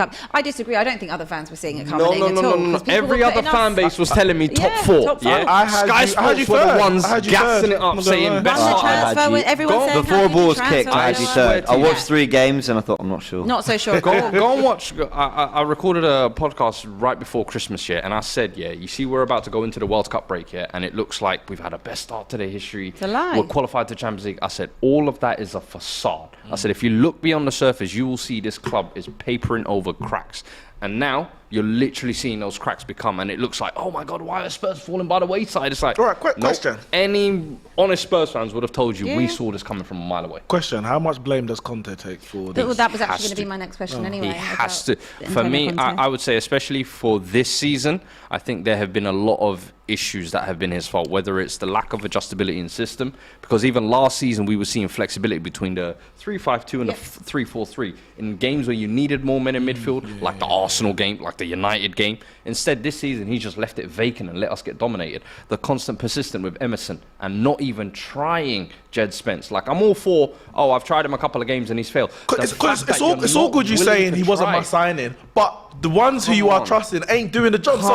It can't be worse. Come on. Look at Klopp today. I'm not even. But he changed the midfield. It can't be worse. And it wasn't worse. It was just as bad. Just want to give the scores, by the way, because it is full time at Leicester. It's 2-2 Leicester Brighton.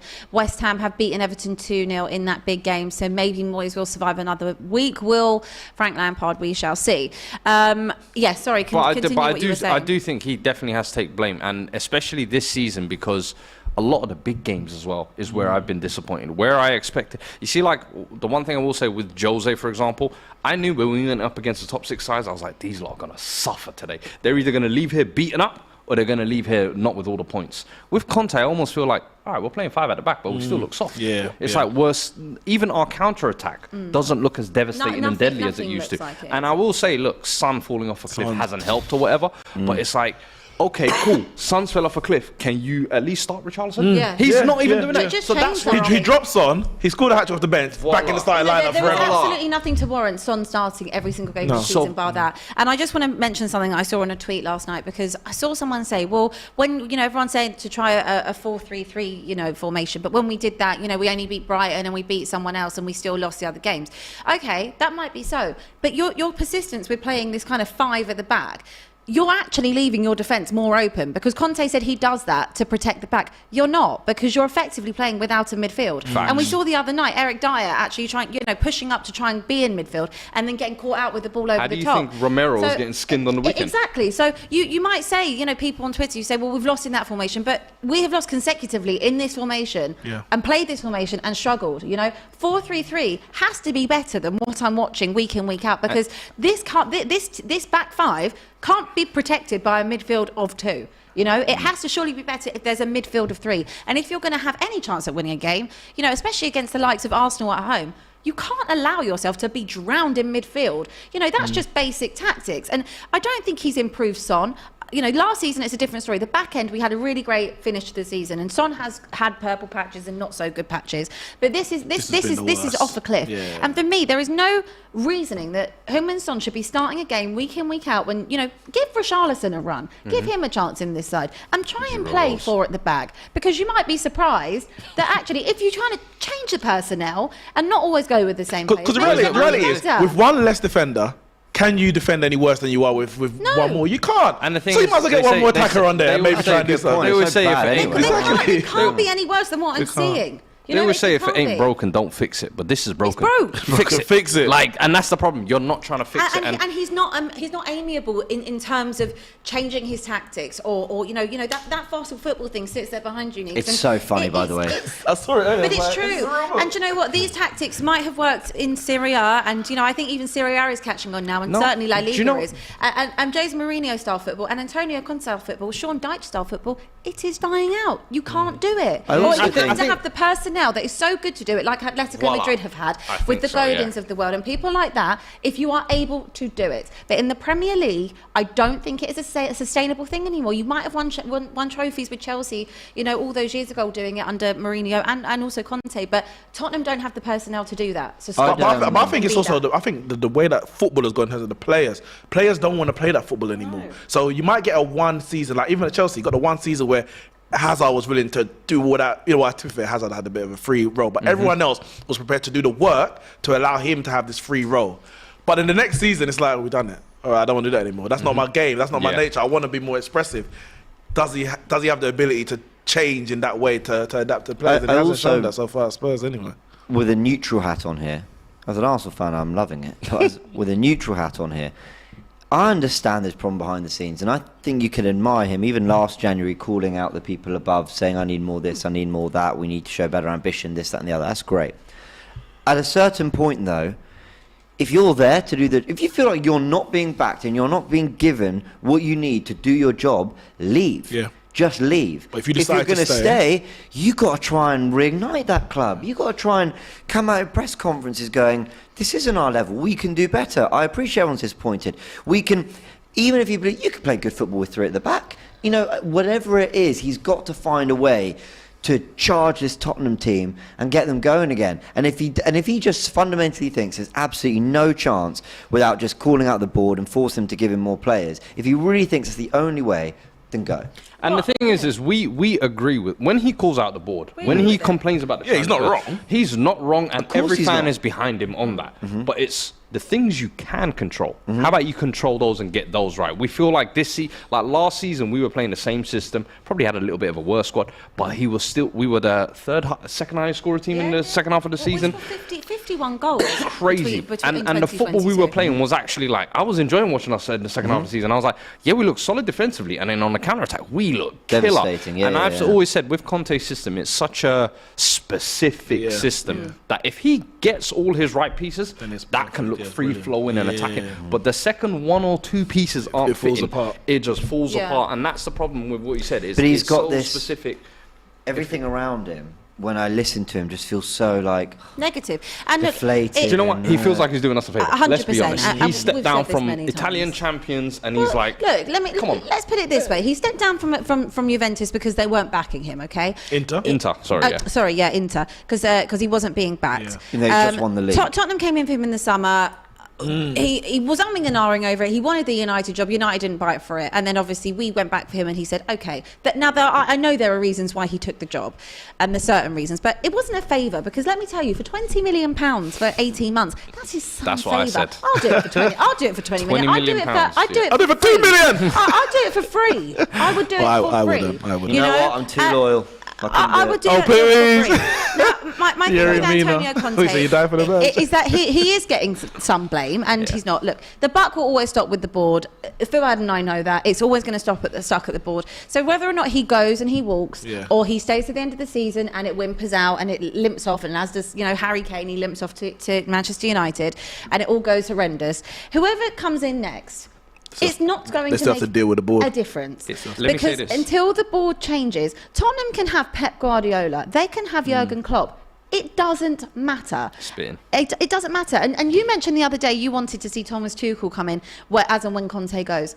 And I understand your... Wishful thinking. Too cool. It's No, wishful but it's not about wishful thinking. Don't get Too that. cool. Do it Fall out with the yourself. board as well. Oh yeah. I know that. Oh, okay, I'm Mate, just checking. me, That's I'm what we for mean.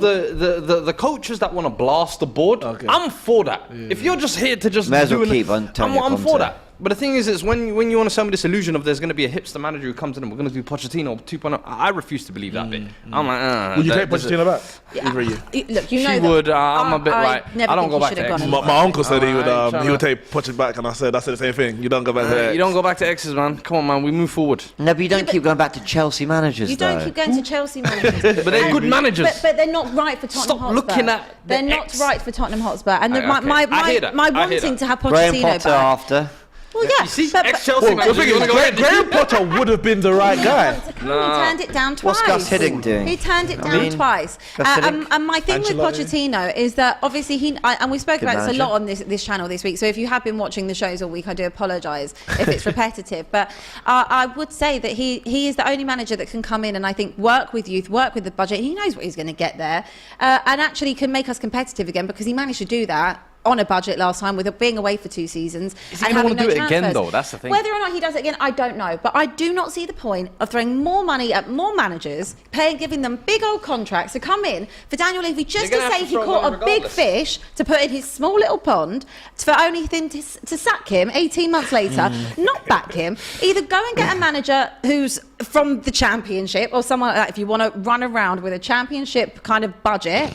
Or go and get someone and actually invest in it. And I would like to see someone like Thomas Frank come in. But if I was Thomas Frank, like hell, I would leave Brentford. They've got a great structure in place. Can I ask one? You one take last- Thomas. He's the new hipster flavour of the month, man. I'm not having But in it. terms of the way I that he think builds Poch is a a good project, appointment. he builds a project. There's no point I of do. coming in and getting a manager that wants to win Do you know a what it is? title. We're not going to win a title. Brentford, you forget, have a great system, just like Like I Brighton. said. Like He's Brighton not going to get that. He's not going to get And that at that's Spurs. exactly- So Thomas Frank is going to come De here Zerbi. and he's going to be drowning. Can I ask one more question? I want a And manager there's that is going to This be a club is going project to the manager abyss. and not come in and start, saying, I'm going to need this to win a trophy, because if you're coming to Tottenham, you have to understand you are not winning anything. Can I ask one more question? Yes, of course. How much for Kane? I don't know. 400 million. I don't know what price he'll set on it. No, but I'm How much Todd Bowley. do you think is a fair price Here you for go. Kane in the summer? 1 year left. 85 million. I'd say honestly around speaking. that, 80 to 80, 90 million. but- Yen. Would No, you Pounds. Pounds. Sterling. Great British pounds. would you do a deal with Bit Bayern specific. for 70? No. I'm not. I'm advising Kane against Bayern. I'm sorry. Why? I want him to break the Premier I League do record. as well. Okay. I do. want I to don't break the care about collecting silver dish plates from Germany. Nobody cares about that as well. You I ain't do going to want get him no to- I want him credentials to for break- that. I want him to be Go happy. and get yourself a He Premier League deserves to be title happy. and go and get Shearer's You are record. so nice. All right. You One second. want to give him to Man United? One second. Go for it. All right. So I'd rather him who go to Ten City. Hag who will deserves be it. the best? I love Ten Hag. What would be the best Premier League option for him in the summer? Manchester United. Man United, Man United. hands down. There is no I agree, by the way, but the Spurs fans like United no, fans are he trying to should go. convince Yeah. themselves. Oh, he doesn't fit us. What? Bring me Kane now! Yeah. January! Right. Anyway. If we get Kane in January, we win the league. Quick question before we wrap up to you guys. Just want to read through the scores. Bournemouth was 1-1 with Forest, Leicester 2, Brighton 2, Southampton 0, Aston Villa 1, West Ham 2, Everton 0. Big win for West Ham today. What do you think they do next? Can they make and build on this? Can they build themselves? Win their next game. Is it Newcastle? No, it's. I think it is. Oh yeah, it is. It is Newcastle. Newcastle, You're right. Chelsea, Spurs. Yep. Listen, Newcastle away, that's going to be tough. But the Chelsea and the Tottenham game are both derbies. So you get through the Newcastle game. Don't embarrass yourself. Even if you lose 1-0. You can maybe get something from those derbies. Listen, David Moyes, you'll be all right. With man. that win, West Ham move out of the bottom three You're up right. to 15th on 18 points. But 18 points is from 14th with Leicester down to Southampton, who are rock bottom on 15 points. So there's literally 3 points separating that whole chunk. Okay, who's going to get sacked this weekend? Moyes, Lampard, or no one? No one. No one. No, I think they're all fine. Wow. But don't it's a think anyone. it's a huge win for West Ham. Look what a win can do. They could be up to 13th with a win in the next game. Okay, it's Newcastle, but yeah, that's bought Moyes some time. Okay. Right, thank you everyone for joining us on Saturday Social. You've had a long day, Fuad. He was here for the early watch-alongs. Big up to you. Neeks, good luck for tomorrow. I hope you win with all my heart. I don't need any Spurs energy right now. So just be within yourself. We got you, bro. Wish for Man United Got within you. yourself. Keep it. Actually, we should be doing that to James. Yeah, go. Yeah, we got Wish you all it. the best, mate. Give it. Well, thanks for having me. And James, It's been a hope good you one. lose tomorrow, but I'm looking forward to the game. Thank you, appreciate that. Thanks for joining us, guys. Have a lovely weekend and see you very soon. Expression, Spurs fan. Where's my food? Where is my food?